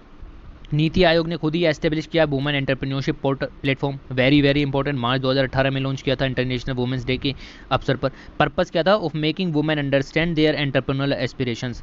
तो इस पोर्टल के जरिए जो सक्सेसफुल वुमेन एंटरप्रेन्योर्स हैं वो आकर के जुड़ेंगी, और आप यहाँ पर देख सकते हो कि वो किस तरीके से सक्सेसफुल हुई। तो वेरी वेरी इंपॉर्टेंट पोर्टल आपको यहाँ पर मिलेगा। इच्छा शक्ति, ज्ञान शक्ति और कर्म शक्ति, ये इस वुमेन एंटरप्रेन्योरशिप प्लेटफॉर्म जो कि नीति आयोग के द्वारा बनाया गया है, ये इसके 3 पिलर हैं। ओके, इतना आपको यहाँ से याद रखना है। Towards sustainable rural prosperity. Okay, तो यहाँ से आपको बस कुछ नहीं, एक्स्ट्रा चीज़ यहाँ से कुछ नहीं मिलने वाली। जो चीज़ें ऊपर इतनी देर से पढ़ रहे हैं उन्हीं को एज अ कंक्लूजन लिख देना, कोई नई चीज़ नहीं है, ना ही पीटी के हिसाब से ना ही मेंस के हिसाब से। ओके, तो ये चीज़ आपको यहाँ पर मिलेगी। आगे चलते हैं अगले आर्टिकल की तरफ, और अगला आर्टिकल आपके लिए आ जाता है yoga for health and wellbeing. तो योगा की बात चल रही है, we are not going to discuss this. Okay, तो हार्ड देखिए बहुत ही मुश्किल है अगर कोई क्वेश्चन पूछा भी गया तो, बट यहाँ पर मेरा कुछ याद आ रहा है कि योगा से रिलेटेड एक बहुत ही इंपॉर्टेंट क्वेश्चन हो सकता है कि योगा का जो मार्केट है वो कितनी तेज़ी से बढ़ने वाला है, उसके ऊपर आपसे क्वेश्चन पूछा जा सकता है कि yoga as a economic activities कितनी तेज़ी से इसका मार्केट यहाँ पर बढ़ेगा। तो हेल्थ के क्षेत्र में माइंड बॉडी पीस, ये सब हारमोनी, ये सब पढ़ लियो इसमें से, ठीक है। हिंदी वाले हिंदी की डाउनलोड कर लो, अंग्रेजी वाले अंग्रेजी की डाउनलोड कर लो, और कुछ भी ऐसा नहीं है जो आपको समझ में ना आए, ठीक है। कुछ संस्कृत के वर्ड लिखे हुए हैं उनको पढ़ ले रहा हूँ। ओके, तो ये चीज़ें हैं। तो ये योगा का जो मार्केट है इसके बारे में मैं थोड़ा सा आपको यहाँ पर बता देता हूँ कि योगा का मार्केट किस तरीके से बढ़ेगा। तो कहने की जो चांस हैं वो ये लग रहे हैं कि 2027 तक आपका जो योगा का मार्केट है वो $66 बिलियन का पूरे दुनिया में होगा। बात समझ में आई? 66 बिलियन का पूरे डॉलर में पूरे वर्ल्ड में होगा। अभी अगर हम बात करें तो 2019 के हिसाब से अगर मैं बात करूं तो इस समय $37 बिलियन का जो आपका योगा का मार्केट है। क्या आता है योगा मार्केट में? अरे योगा मार्केट में कुछ नहीं आता, जैसे आपका मैट है, चटाई यहाँ पर बननी है, या फिर छोटे छोटे आपके डंबल्स टाइप के हैं वो बनने हैं, ठीक है। तो योगा के लिए जो सामान होता है, बेल्ट वगैरह हैं, ठीक है, 70 तरह की बेल्ट्स आती हैं, फिर ट्रेनर्स हैं, उनकी सैलरी, ये सब जोड़ा जाता है, ये सब मार्केट बन जाता है पूरा अपने आप में। ओके, फिर इंफ्रास्ट्रक्चर तैयार होगा। ओके, तो उस सबको यहाँ पर इस तरीके से बनाने की कोशिश की गई है। तो ये डाटा थोड़ा सा याद रखिएगा कि कितना होता है। और इस समय याद रखिए कि ये तो दुनिया भर का है, $37 बिलियन का मार्केट 2019 में। याद रखिए इंडिया के अंदर इस समय 4 बिलियन का मार्केट है, $4 बिलियन का मार्केट इंडिया के अंदर है योगा का। ओके, और अकेले अगर मैं बात करूँ योगा मैट की, जो चटाइयाँ होती हैं योगा की जिस पर योगा किया जाता है, तो इसका $11 बिलियन का मार्केट पूरी दुनिया में फैला हुआ है अकेले इसका, ठीक है। तो ये सब डाटा है, ये एक्चुअल डाटा है, ठीक है। इसको ऐसे मत समझना कि मैंने बना दिया यहाँ पर बैठे हुए, ठीक है। ये सच में डाटा है। और एक तो ये डाटा याद रखिएगा, कभी पूछ लिया तो salient feature of yoga, yoga से आपको क्या क्या फ़ायदे होंगे उस चीज़ को देखना। ओके, तो ये बहुत कुछ दिया हुआ था और बिल्कुल नहीं, ठीक है। तो इसको पढ़ लेना, कोई दिक्कत नहीं आएगी, सिंपल सी चीज़ें लिखी हुई हैं। उसके बाद चलते हैं अगले आर्टिकल की तरफ। और राइट, तो ये हमारा अगला आर्टिकल आ जाता है कि किस तरीके से इंटीग्रेटेड रूरल डेवलपमेंट किया जा सकता है सस्टेनेबल डेवलपमेंट गोल को पूरा करने के साथ साथ ही। तो सस्टेनेबल डेवलपमेंट गोल के बारे में शुरू में दिया गया है, टोटल नंबर में 17 हैं, 2030 तक पूरे करने हैं। 17 तो गोल हैं, लेकिन उनके अंदर सब गोल अगर मिला लें तो 169 टारगेट बन जाते हैं। 1 जनवरी 2016 को मिलेनियम डेवलपमेंट गोल के खत्म होने के साथ ही हमने 2030 तक के लिए सस्टेनेबल डेवलपमेंट गोल का एजेंडा तैयार कर लिया था। ओके, तो इसके 3 डायमेंशन आपको मिलेंगे, 3 डायमेंशन के अंदर 17 गोल के अंदर 169 टारगेट। तो 3 जो गोल हैं, इकोनॉमिक ग्रोथ का, सोशल इंक्लूजन का और एनवायरमेंटल प्रोटेक्शन का, ये तीनों गोल आपको यहाँ पर देखने के लिए मिलेंगे। ओके, प्राइमरी फोकस मिल जाएगा सभी जो आपके स्टेक होल्डर्स हैं उनका प्रोएक्टिव पार्टिसिपेशन बढ़ाना है। किस तरीके के स्टेक होल्डर्स? जैसे national and state government of the UN, जिन्होंने भी यूनाइटेड नेशंस की मेंबरशिप ले रखी है। ओके, पॉलिसी मेकर्स हैं, लोकल गवर्नेंस हैं, बॉडीज़ हैं, इंडस्ट्रीज़ हैं, लोकल कम्युनिटीज़ हैं, पीपल हैं, सोसाइटी है, मतलब हर एक छोटे से छोटा स्टेक होल्डर भी यहाँ पर आपका एंगेज होना चाहिए सस्टेनेबल डेवलपमेंट गोल की तरफ। एसडीजी की बात करें तो ग्लोबल, यानी कि ग्लोबल थिंकिंग रखो और लोकल एक्शन करो, इस अप्रोच पर है। साथ ही आपको स्पेशल फोकस मिल जाएगा, leave no one behind and a life of dignity for all. तो इस तरीके की जो लाइन है बड़ी बड़ी, जिनके मीनिंग आपको समझ में आ जाते हैं, ठीक है, ये सब आपके इसके मकसद हो जाते हैं। उसके बाद आपको यहाँ पर दिखेगा कि सस्टेनेबल डेवलपमेंट गोल को पूरा करने के साथ ही हम रूरल डेवलपमेंट किस तरीके से कर सकते हैं उसकी मैं यहाँ पर बात करता हूँ। मैंने आपको बताया कि 65 से ऊपर की 65% से ज़्यादा पॉपुलेशन रूरल इंडिया के अंदर रहती है। बहुत तरह के चैलेंजेस भी यहाँ पर हैं, इसीलिए इंटीग्रेटेड रूरल डेवलपमेंट बहुत ही ज़्यादा ज़रूरी है। उसके लिए ये देखिए ये इन्होंने एक इंडेक्स तैयार किया है इस तरीके से। इन्होंने यहाँ पर बताया है कि सस्टेनेबल डेवलपमेंट गोल लिखे हुए हैं, उसके अंदर गोल का क्या लक्ष्य है वो लिखा हुआ है, और उसके बाद बताया है कि रूरल डेवलपमेंट से कितना लिंक है।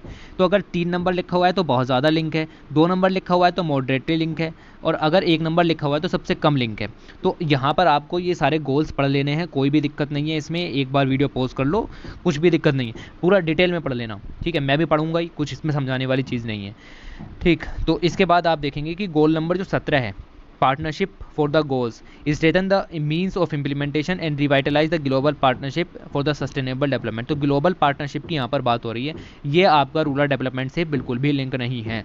तो इसी चीज़ को बताने की यहाँ पर बात हो रही है, यहाँ से लेकर के अगर मैं बात करूँ और यहाँ तक यही चीज़ें लिखी हुई हैं। साथ ही आप बात करेंगे द रूरल डेवलपमेंट कंट्रीब्यूट करता है 4 पीस की तरफ आउट ऑफ 5 पीस, जैसा कि पॉलिसी एजेंडा में बात करें तो people, planet, prosperity and peace, ये चारों रूरल डेवलपमेंट में आ जाते हैं, पॉलिसी एजेंडा नहीं आता। ओके, तो इस तरीके से आपको ये चीज़ें यहाँ पर लिखी हुई मिलती रहेंगी।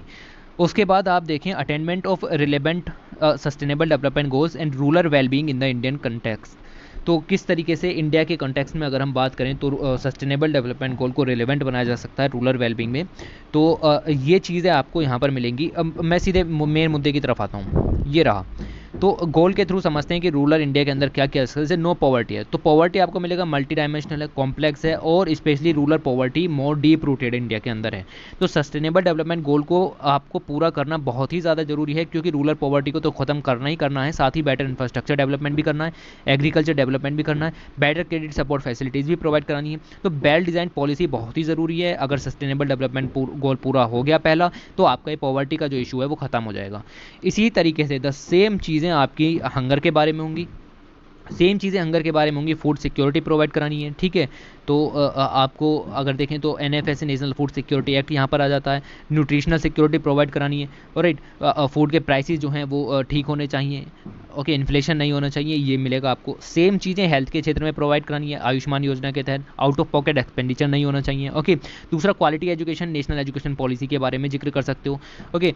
तो क्वालिटी एजुकेशन के बारे में हम डिस्कस कर चुके हैं। जेंडर इक्वालिटी की यहाँ पर आप बात कर सकते हो कि जो डिस्क्रिमिनेशन है या फिर वुमेन एम्पावरमेंट है, वुमेन एम्पावरमेंट बढ़ाना है, डिस्क्रिमिनेशन को यहाँ पर खत्म करना है। वुमेन से रिलेटेड प्रॉब्लम्स में बता चुका हूँ कि क्या क्या प्रॉब्लम्स यहाँ पर आती हैं।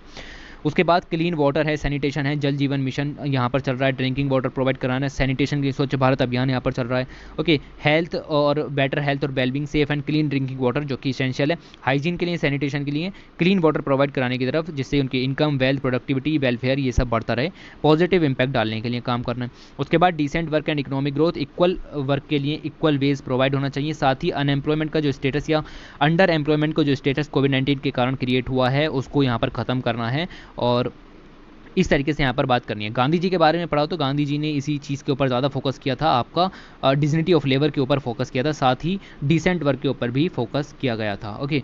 तो इन चीज़ों को यहाँ पर देख सकते हैं। दूसरा मिलेगा आपको इंडस्ट्री, इनोवेशन एंड इंफ्रास्ट्रक्चर भी प्रोवाइड कराना है। बेसिक सी चीज़ें इंफ्रास्ट्रक्चर के बारे में पढ़ भी चुके हैं, अभी पढ़ा है बिल्कुल, ओके।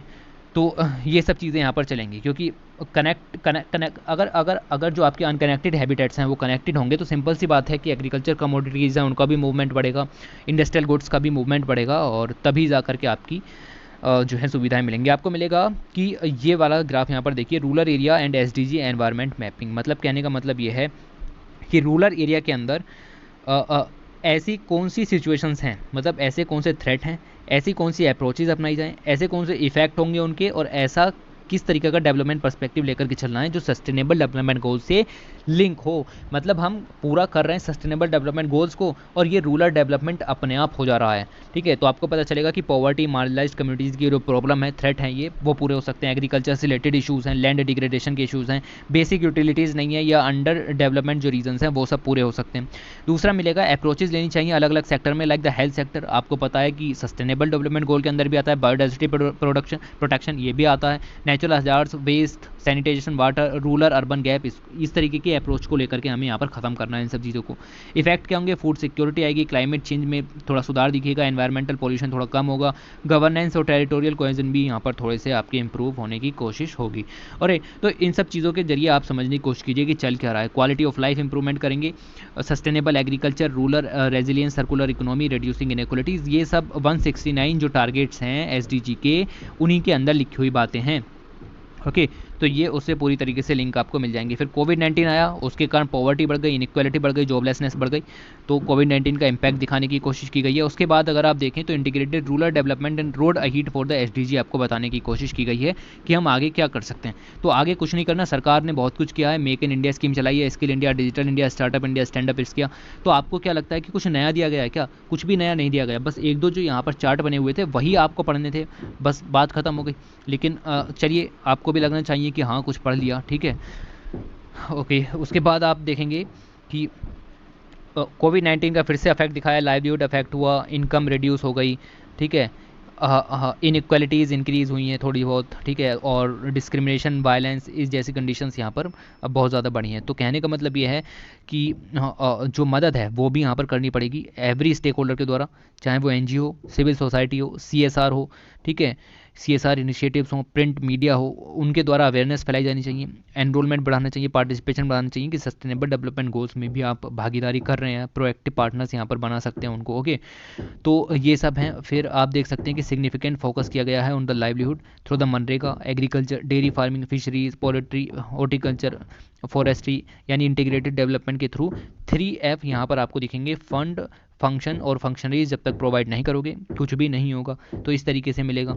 ये है आपका ग्लोकल, फिर से लिखा हुआ है यहाँ पर, है ना, ग्लोकल अप्रोच, जो कि अभी ऊपर पढ़ाई, global thinking and local action, हाँ यही थी, ठीक है। और टाइमली एग्जीक्यूशन, क्लोज मॉनिटरिंग करनी पड़ेगी हर एक चीज़ों की, ऐसे काम नहीं होगा। तो एसडीजी के लिए यहाँ पर काफ़ी अच्छे प्रोविजंस चल रहे हैं, इनको थोड़ा सा डीप में देख लीजिएगा। देख लिए हैं, बाकी देखिए और कुछ नहीं देखना, ठीक है। ये आ जाते हैं, ये बहुत ही खतरनाक आर्टिकल लिखा हुआ है यहाँ पर, तो धुआं उड़ जाएगा, थोड़ा सा पेशेंस बना करके देखें।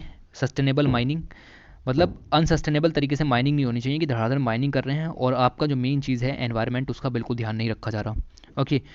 तो देख रहे हो कितना सारा डाटा है, ये बता दूं सारा डाटा काम का है, ठीक है। तो जहाँ मैं बोलूँ वहाँ पर देखते रहना, जहाँ ना बोलूँ उसको छोड़ देना, ओके। ये देखिए 75 साल होने वाले हैं और आपको पता हो तो मिनरल्स जो हैं इंडिया में सिर्फ और सिर्फ 1.69% कंट्रीब्यूट करते हैं। वेरी वेरी इंपॉर्टेंट, 2% से कम कंट्रीब्यूट करते हैं इंडिया की जीडीपी में, याद रखिएगा। सबसे ज़्यादा शेयर है आयरन ओर का, फिर आ जाएगा बॉक्साइट एंड लाइमस्टोन, फिर आ जाएंगे आपके minor minerals like the marble, sandstone, Dolemite और सैंड, ठीक है, इन सब का आ जाएगा। उसके बाद देखो तो कोल के रिज़र्व, दुनिया में सबसे चौथे नंबर पर हम कोल के रिज़र्व रखते हैं, जबकि हमारा शेयर टोटल जो है वो आपको 2% से भी कम का मिलेगा मिनरल्स में, लेकिन फिर भी हम कोल का जो सेक्टर है उसमें चौथे नंबर पर आते हैं। आयरन है, मैग्नीज है, 7वें नंबर पर आते हैं, माइका बॉक्साइट है 5वें नंबर पर आते हैं, ओके। तो ये सब चीज़ें आपको देखने के लिए मिलेंगी। साथ ही आपको मिलेगा, अगर मैं total value of mineral production देखूँ, एटॉमिक मिनरल और माइनर फ्यूल्स को यहाँ पर हटा दिया जाए तो आपको इतने करोड़ रुपए की मिलेगी। करोड़ रुपए ध्यान नहीं रखने, ठीक है। उसमें आपको मिलेगा आयरन ओर सबसे ज़्यादा है। मेटेलिक मिनरल्स की बात करें तो आयरन ओर लगभग 71% कॉन्स्टिट्यूट करता है, ओके। उसके बाद आपको लेड और जिंक मिल जाएगा, फिर आपको क्रोमाइट मिल जाएगा, ये सब आप बड़े छोटे ऑर्डर में याद रखिए। सिल्वर मिल जाएगा, फिर बॉक्साइट मिल जाएगा, इस तरीके से यहाँ पर आपको ख़त्म कर देनी है चीज़, ऑलराइट। उसके बाद आप यहाँ पर देखें नॉन मेटेलिक मिनरल्स की भी बात कर लेते हैं। नॉन मेटेलिक मिनरल्स में लाइमस्टोन जो है वो आपका 92% of the total non metallic minerals India के अंदर कॉन्स्टिट्यूट करता है, ओके। उसके बाद फॉस्फोराइट रॉक्स हैं या फॉस्फेट रॉक्स हैं, वो भी यहाँ पर इंक्लूड होती हैं। तो मेटेलिक मिनरल्स के अंदर आयरन और नॉन मेटेलिक मिनरल्स के अंदर लाइमस्टोन आपको याद रखना है। उसके बाद आगे चलते हैं और आगे देखते हैं कि क्या चीज़ें दी गई हैं। इंडिया के एक्सपोर्ट और इंपोर्ट की बात दी गई है। एक्सपोर्ट की बात करें तो पूरी जो इंडिया के अंदर से जितना भी एक्सपोर्ट होता है उसका लगभग 9.5% आपका मिनरल सेक्टर के अंदर होता है। डायमंड का हम सबसे ज़्यादा जो है एक्सपोर्ट करते हैं और उस एक्सपोर्ट में भी री एक्सपोर्ट का इशू ज़्यादा आता है। री एक्सपोर्ट का मतलब ये है कि हमने जो रॉ डायमंड्स हैं उनको यहाँ पर मंगाया और फिनिश करके वापस पे गुड भेज दी, ओके। इस तरीके से मिलेगा। तो डायमंड के बाद आपको मिलेगा कि ग्रेनाइट का शेयर आता है एक्सपोर्ट के अंदर, फिर आपको आयरन ओर का शेयर मिल जाएगा, फिर आपको मिलेगा एलुमिना का शेयर, ओके। तो इस तरीके से 3-4 शुरू के याद रखिए, इंपॉर्टेंट हो जाते हैं। मिनरल्स पूछ लेगा सबसे ज़्यादा, फिर उससे कम, फिर उससे कम, ओके। उसके बाद इंपोर्ट्स का भी यहाँ पर दिखाया गया है। कंट्री में जितना इंपोर्ट होता है उसका 36% हमारे जो मिनरल्स इंपोर्ट करते हैं। मिनरल्स में फ्यूल मिनरल्स भी आते हैं, इसके अंदर पेट्रोलियम सबसे पहले नंबर पर है, जो कि सिंपल सी बात है कि हम सबसे ज़्यादा इंपोर्ट करते हैं। डायमंड भी हम यहाँ पर इंपोर्ट करते हैं, ये आपका रॉ डायमंड होता है, इसको फिनिश कटिंग पॉलिशिंग वगैरह करके वापस भेजते हैं, तो फिर पहले नंबर पर एक्सपोर्ट बन जाते हैं, ओके। फिर आपको कोल मिलेगा, फिर यहाँ पर देखें नेचुरल गैस आ जाती है। ऑलराइट, तो ये चीज़ें आपको यहाँ पर इस तरीके से याद रखनी हैं। ओके, उसके बाद कोल प्रोडक्शन के बारे में बताया गया है कि कोल प्रोडक्शन की अगर हम बात करें तो 2017-18 की तुलना में 8% ज़्यादा प्रोडक्शन किया है हमने 2018-19 के अंदर। कितना किया है अगर याद रख सकते हैं तो रख लीजिए, 728 मिलियन टन का प्रोडक्शन 2018-19 में हमारा रहा है। ओके, तो आपको मिलेगा कि out of the total production of coal 5.64% was the cooking oil, और साथ ही आपको मिलेगा रिमेनिंग जो है वो आपका थर्मल कोल के रूप में मिलेगा। राइट, तो ये बहुत ही ज़्यादा डाटा हो जाएगा मेरे हिसाब से, तो मुझे तो पढ़ाते हुए अजीब सा भी लग रहा है इसको, बट आपको थोड़ा सा ओवरव्यू होना चाहिए इसके बारे में।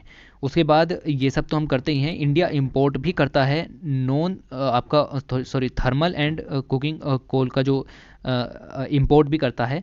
अफ्रीका से थर्मल कोल मंगाया जाता है और ऑस्ट्रेलिया से आपका कुकिंग जो है कोल यहाँ पर मंगाया जाता है। ओके, तो इस चीज़ को यहाँ पर आपको ध्यान रखना है। उसके बाद आपको जो चीज़ें देखनी हैं वो देखनी है कि इंडिया का जो पोटेंशियल है, इंडिया का जो पोटेंशियल है मिनरल के क्षेत्र में बहुत ही ज़्यादा है। आप देखिए कि 2% से भी कम कॉन्स्टिट्यूट करते हैं, लेकिन फिर भी हम चौथे नंबर पर, 7वें नंबर पर, 8वें नंबर पर आ रहे हैं दुनिया के अंदर। ठीक है, और साथ ही इंपोर्ट और एक्सपोर्ट में भी हमारा थोड़ा सा हाथ अच्छा है। लेकिन उसके बाद भी आपको दिखेगा कि ऑस्ट्रेलिया और ब्राज़ील, जहाँ पर इंडिया जैसी कंडीशंस ही यहाँ पर मिलती हैं, और लगभग आप देखें तो आपका कंडीशंस तो सेम है क्योंकि गोंडवाना लैंड से ही इमर्ज हुए हैं। ठीक है, उसके बावजूद भी इतना ज़्यादा प्रोडक्शन नहीं है और हम इंपोर्ट ही कर रहे हैं चीज़ों को। और दिखाया गया है कि किस तरीके से साउथ अफ्रीका की जीडीपी और मिनरल्स के अंदर 35% तक का हिस्सा आ जाता है एक्सपोर्ट में। और ऑस्ट्रेलिया भी यहाँ पर 1.1 मिलियन जॉब्स तक प्रोवाइड करा जाता है in the mines and mineral sector only. Canada है, वहाँ पर माइनिंग बहुत अच्छे तरीके से होती है। 3.6% ऑफ द जीडीपी कनाडा की इसी सेक्टर से आती है। यहाँ इंडिया में कितनी आती है तो ये डाटा याद रखना, इतने परसेंट आती है। ओके, इसी के चलते हमने नेशनल मिनरल पॉलिसी 2019 भी यहाँ पर लॉन्च की है। और 2019 की जो पॉलिसी है इसका आपको मिल जाएगा कि मकसद ट्रांसपेरेंसी लाना है, बेटर रेगुलेशन करना है, enforcement, balanced social and economic growth लेकर के चलना है, साथ ही सस्टेनेबल माइनिंग प्रैक्टिसेस को लॉन्च करना है। इसके अंदर आपको चीज़ें मिलेंगी बहुत ही ज़्यादा इंपॉर्टेंट कि फॉरेन एक्सचेंज अर्निंग्स को थोड़ा सा बढ़ाना है। थोड़ा सा कब बढ़ेगा, जब आप एक्सपोर्ट ज़्यादा करोगे और पैसा ज़्यादा आएगा। तो एक्सपोर्ट के लिए भी यहाँ पर बताया गया है कि एक्सपोर्ट उस हिसाब से करना है कि डोमेस्टिक नीड यहाँ पर पूरी हो जाए, और इंडिया की शॉर्ट, मीडियम और लॉन्ग टर्म नीड्स हैं वो पूरी होने के बाद ही एक्सपोर्ट करें। साथ ही इंपोर्ट के बारे में भी प्रोविज़न है, इंपोर्ट उतना ही करें जितना ज़रूरी है। इंडिजीनियस प्रोडक्शन को बढ़ावा देने की कोशिश करनी है, इंपोर्ट्स को कम से कम करना है। दूसरी कंट्रीज़ के साथ एरिया ऑफ कोऑपरेशन को भी बनाए रखना है अंडर द पॉलिसी, ये मकसद है। ओके, इस चीज़ को मिलेगा। साथ ही sustainable to develop the mining as a modern stand alone industry, substantial investment is required. तो वेरी वेरी इंपॉर्टेंट, इन्वेस्टमेंट भी रिक्वायर्ड है। तो एक्सपोर्ट इंपोर्ट पॉलिसी हमारी जो ऐसी होनी चाहिए एक लॉन्ग टर्म के लिए, मिनरल सेक्टर के लिए, जिससे कि आपकी स्टेबिलिटी आ सके और इन्वेस्टमेंट बहुत ही ज़्यादा हो सके in the large scale commercial mining activities. इसीलिए हमें एफडीआई वगैरह को थोड़ा सा इंप्रूव करना पड़ेगा, वो प्रोविजंस मैं अभी बताऊँगा। ओके, एम देख सकते हैं नेशनल माइनिंग पॉलिसी जो आपकी मिनरल पॉलिसी है, aim to developing the mining as a major stand alone industry, pointing to the fact that the role of minerals industry is not just to play a second fiddle to the domestic manufacturing industry but to act as an independent industry के रूप में इसको work कराने की यहाँ पर बात हो रही है। साथ ही जितना हो सके फॉरेन ट्रेड पॉलिसीज़ के अंदर और साथ ही इनडायरेक्ट टैक्स के अंदर भी इसके साथ इसको अलाइन करके चलना है, और वेल्थ क्रिएशन का काम भी करना है इन द माइनिंग सेक्टर, इसको प्रमोट कर करके चलना है। और राइट, तो ये सब काम आपको यहाँ पर मिलेंगे। साथ ही जितना हो सके टैरिफ, नॉन टैरिफ बैरियर्स को भी यहाँ पर ख़त्म करना है, जो कि आपका इंपोर्ट और एक्सपोर्ट को यहाँ पर एनकरेज डिस्करेज करने का काम यहाँ पर करते हैं। और राइट, उसके बाद मिलेगा इंडिया की पोजीशन क्या है आयरन और माइनिंग एक्सपोर्ट के अंदर। तो पर्टिकुलर आयरन और के बारे में बताया गया है, थोड़ा सावधानी से सुनिएगा। ओके, तो मैंने आपको बता दिया कि आयरन ओर जो है वो सबसे ज़्यादा कॉन्स्टिट्यूट करता है मेटेलिक मिनरल के अंदर, 71% से भी ज़्यादा का। कितना प्रोडक्शन होता है नॉट इम्पॉर्टेंट, याद मत रखना, ठीक है। और राइट, ओके, और जितना भी होता है उसमें से आपका 36 जो मिलियन टन है वो तो आपका एक्सपोर्ट किया जाता है और बाकी का डोमेस्टिकली यूज़ कर लिया जाता है। ओके, और राइट, तो ये सब प्रोडक्शन के बावजूद ग्लोबल शेयर देखें तो 1.8% ही हम प्रोड्यूस करते हैं पूरी दुनिया का। ऑस्ट्रेलिया यहाँ पर देखें 53% करता है, ब्राज़ील यहाँ पर 18% तक करता है। और सबसे ज़्यादा जो इम्पोर्टिंग कंट्रीज़ हैं आयरन ओर के लिए, चाइना है, जापान है, कोरिया है, मिडिल ईस्ट है, यूरोपियन यूनियन है, ये सब इम्पोर्ट भी करते हैं। ओके, इग्नोर मारो इसको। ये सब मार्केट है, इस तरीके से आपका इंडिया का साइज़ है, इंडिया की पोजीशन है आयरन और माइनिंग के अंदर। ओके, उसके बाद चैलेंजेस आपको मिल जाएंगे। एक बहुत बहुत शानदार चैलेंज यहाँ पर दिया गया है कि क्या चैलेंज यहाँ पर आता है। ठीक है, पहला एक चैलेंजेस आपको यहाँ पर मिलेगा कि iron ore with FE content, अगर आपके आयरन ओर के अंदर एफई का कंटेंट 58% से ज़्यादा है तो आप उसको एक्सपोर्ट नहीं कर सकते, और अगर एक्सपोर्ट करोगे तो 30% एक्सपोर्ट ड्यूटी देनी पड़ेगी। इसका मतलब क्या है कि कोई भी जो इसको एक्सपोर्ट करने की सोच रहा है वो 30% ड्यूटी नहीं देगा और चाहेगा कि इंडिया के अंदर ही ये जो है आपका यूज़ हो जाए। जितना ज़्यादा एफई कंटेंट उतना अच्छा आयरन ओर, जितना अच्छा आयरन ओर उतना ही अच्छा स्टील प्रोडक्शन। तो स्टील प्रोडक्शन इंडिया के अंदर अच्छा हो, इसीलिए एक्सपोर्ट को डिस्करेज करने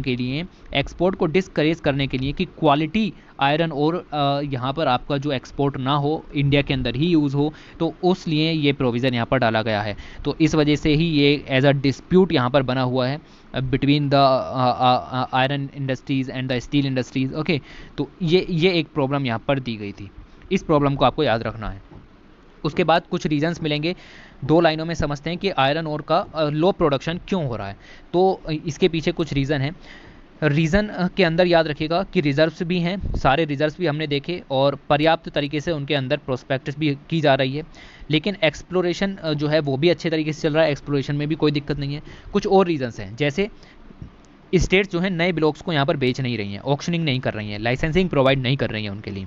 ओके, फिर आपको इसके अंदर मिलेगा कि जो आपका इशू आ जाता है एनवायरनमेंट का। ऑलराइट, तो Indian council for forestry research and education, forest area के अंदर किसी भी तरह की माइनिंग नहीं होगी, तो उस माइनिंग सेक्टर के लिए आपके लाइसेंस इश्यूज़ नहीं किए जा रहे हैं, तो ये भी एक चैलेंज है। तीसरा चैलेंज आपको मिलेगा कि several mines not having started production, जबकि उनको लाइसेंस में मिल गया है, तो माइनिंग लीज पर वो दे दिए गए हैं, उसके बाद भी उन्होंने माइनिंग शुरू नहीं की है। उसके साथ ही जो कैप्टिव आयरन और माइंस हैं, जो कि कहा जाता है कि सिर्फ और सिर्फ अपने पर्सनल यूज़ के लिए करोगे, सेलिंग नहीं कर सकते, तो आपका जो ये कैप्टिव आयरन और माइनर्स हैं, ये माइनिंग करते हैं लेकिन उसको सेल नहीं कर सकते, तो सेल नहीं कर सकते तो वो स्टोर रहता है। अब वो इनको अलाउ करना पड़ेगा कि आप इनको मार्केट के अंदर बेच सकते हो। ओके, तो ऐसा प्रोविज़न यहाँ पर करना पड़ेगा, अभी तक नहीं है। ठीक है, तो यही प्रॉब्लम है कि वो सेलिंग नहीं कर सकते इसकी, इसी वजह से प्रॉब्लम मिलेगी। ये प्रोडक्शन आयरन ओर का किस तरीके से इम्पोर्ट एक्सपोर्ट चल रहे हैं, ज़्यादा डीप में मत घुस जाइएगा इसमें। ऑलराइट, उसके बाद सरकार ने कुछ इनिशिएटिव लिए हैं। इन्होंने mines and minerals development regulation act जो है मिनिस्ट्री ऑफ माइंस का, उसको मॉडिफिकेशन अमेंडमेंट करने की पूरी कोशिश की है, और इसके अंदर यहाँ पर आप देख सकते हो कि बहुत सारी कोशिश यहाँ पर की गई हैं। जैसे इसका जो ये सेक्शन है, ये आपको अलाउ करता है for the seamless vesting of statutory clearance from the earlier lease to the new ones. Okay, तो क्लियरेंस बहुत तेज़ी से होगा, अगर आपने पहले से माइनिंग ली हुई है और आपको रिन्यू कराना है तो वो चीज़ें तेज़ी से होंगी। साथ ही कैप्टिव माइनर्स जो हैं, जो यहाँ पर पर्टिकुलर अपने खुद के यूज़ के लिए आपके खुद के यूज़ के लिए माइनिंग करते थे, वो आप 50% तक सेल भी कर सकते हैं, तो बहुत ही इंपॉर्टेंट है। फिर साथ ही फिक्सिंग करनी है टाइम लिमिट फिक्सिंग कर दी है, ताकि एक ही लिमिट के अंदर ज़्यादा से ज़्यादा प्रोडक्शन किया जा सके। 15 साल और 30 साल, दो तरह की माइनिंग अगर मैं मान लूँ तो 30 साल के अंदर वो मान लो कि 100 मीट्रिक टन का प्रोडक्शन करता, तो अब जैसे ही उसके यहाँ पर 15 साल होने वाले होंगे, उसे कम समय के लिए माइनिंग टाइम दिया गया है, तो वो सोचेगा कि क्यों ना इसी टाइम में इस प्रोडक्शन को करने की कोशिश की जाए, ज़्यादा से ज़्यादा प्रोडक्शन होगा। क्यों करना है ज़्यादा से ज़्यादा प्रोडक्शन, अभी बताऊँगा, उसके ऊपर भी यहाँ पर दिया गया है। ओके, उसके बाद आपको मिल जाएगा कि कोई स्टेट गवर्नमेंट अगर माइनिंग नहीं जो लीज पर नहीं दे रही है नए ब्लॉक्स, तो सेंट्रल गवर्नमेंट उससे वो ब्लॉक छीन सकती है और माइन पर दे सकती है। ओके, उसके बाद आपको मिलेगा कि टर्मिनेशन भी क्या सकता है अगर अनसस्टेनेबल तरीके से किया, वगैरह वगैरह चीज़ें। सनसेट क्लोज लॉन्च की गई है, कितने समय में ही आपको ये माइन में माइनिंग करनी है, वरना नहीं कर पाएंगे। ओके, प्राइवेट एंटिटीज़ को एंगेज करना है ताकि वो नए तरीके से, यानी कि माइनिंग एक्सप्लोरेशन जो है वो टेक्नोलॉजी के थ्रू यहाँ पर किया जा सके। ऑलराइट, इसके बाद आपको मिलेगा इम्पेडिमेंट्स, हर्डल्स क्या आती हैं, तो हर्डल्स कुछ नहीं है, एक बड़ी हर्डल यही है जो एनवायरमेंटल क्लियरेंस की थी, उसको भी यहाँ पर आराम से सोल्व किया जा सकता है। सबसे बड़ी हर्डल गोवा के अंदर आती है या कर्नाटक के अंदर आती है, जहाँ पर आपके बड़े बड़े फॉरेस्ट यहाँ पर मिल जाएंगे। कुछ सजेशंस दिए गए हैं। सजेशंस ये दिए गए हैं जो माइनिंग लीज की टर्म है वो 30 साल से 15 साल कर देनी चाहिए। ओके, तो ये मैंने बताया क्यों कर देनी चाहिए। दूसरा यहाँ पर दिया गया है कि प्रॉपर क्लोजर टाइम देना चाहिए with in the specified time frame, और उसी के अंदर आपको माइनिंग कर लेनी है। ऑलराइट, साथ ही आपको मिलेगा कंपनसेटरी एफोरेस्टेशन का प्रोविज़न भी यहाँ पर लेकर के आना चाहिए। वो क्या है अभी बताता हूँ। ओके, फिर यहाँ पर आपको तीसरा जो मिलेगा वो इसी तरीके के प्रोविजंस यहाँ पर मिल जाएंगे। मैनुअल माइनिंग बंद कर देनी चाहिए, मशीन के द्वारा माइनिंग होनी चाहिए ताकि जल्दी से जल्दी माइनिंग हो सके। ओके, उसके बाद आपको मिलेगा कि रेलवे के थ्रू यहाँ पर कम से कम माइनिंग करने की कोशिश करनी है। और जो आपको देखे तो कन्वेयर्स का यूज़ कर करके आपको up to the railway siding और the pipelines beneficiaries plant pumping stations के थ्रू यहाँ पर भेजना है। ओके, तो फॉरेस्ट रोड्स का जो है कम से कम यूज़ हो तो ज़्यादा बढ़िया है, क्योंकि फॉरेस्ट डिग्रेडेशन का जो इशू है वो यहाँ पर शॉर्ट आउट किया जा सकता है। जीरो वेस्ट माइनिंग करनी होगी, बिल्कुल भी वेस्टेज ना हो। साथ ही आपको मिलेगा कि जो there should be a limitation on the number of persons and workers and their families. तो जो माइनिंग वाला इलाका है उसके चारों तरफ लिमिटेड नंबर्स में लोग बाग रहने चाहिए।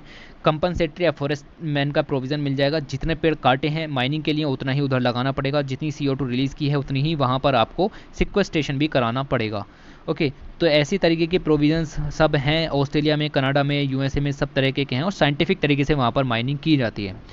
अब ये देखिए, why it is necessary to mine fast, जल्दी से जल्दी खदानों को खाली करना क्यों ज़रूरी है। तो आप समझिए कि एक चीज़ समझिए, स्टील मेकिंग के लिए यूज़ होता है आयरन ओर का। ओके, और आयरन ओर को यहाँ पर पिघलाया जाता है by using the blast furnace root.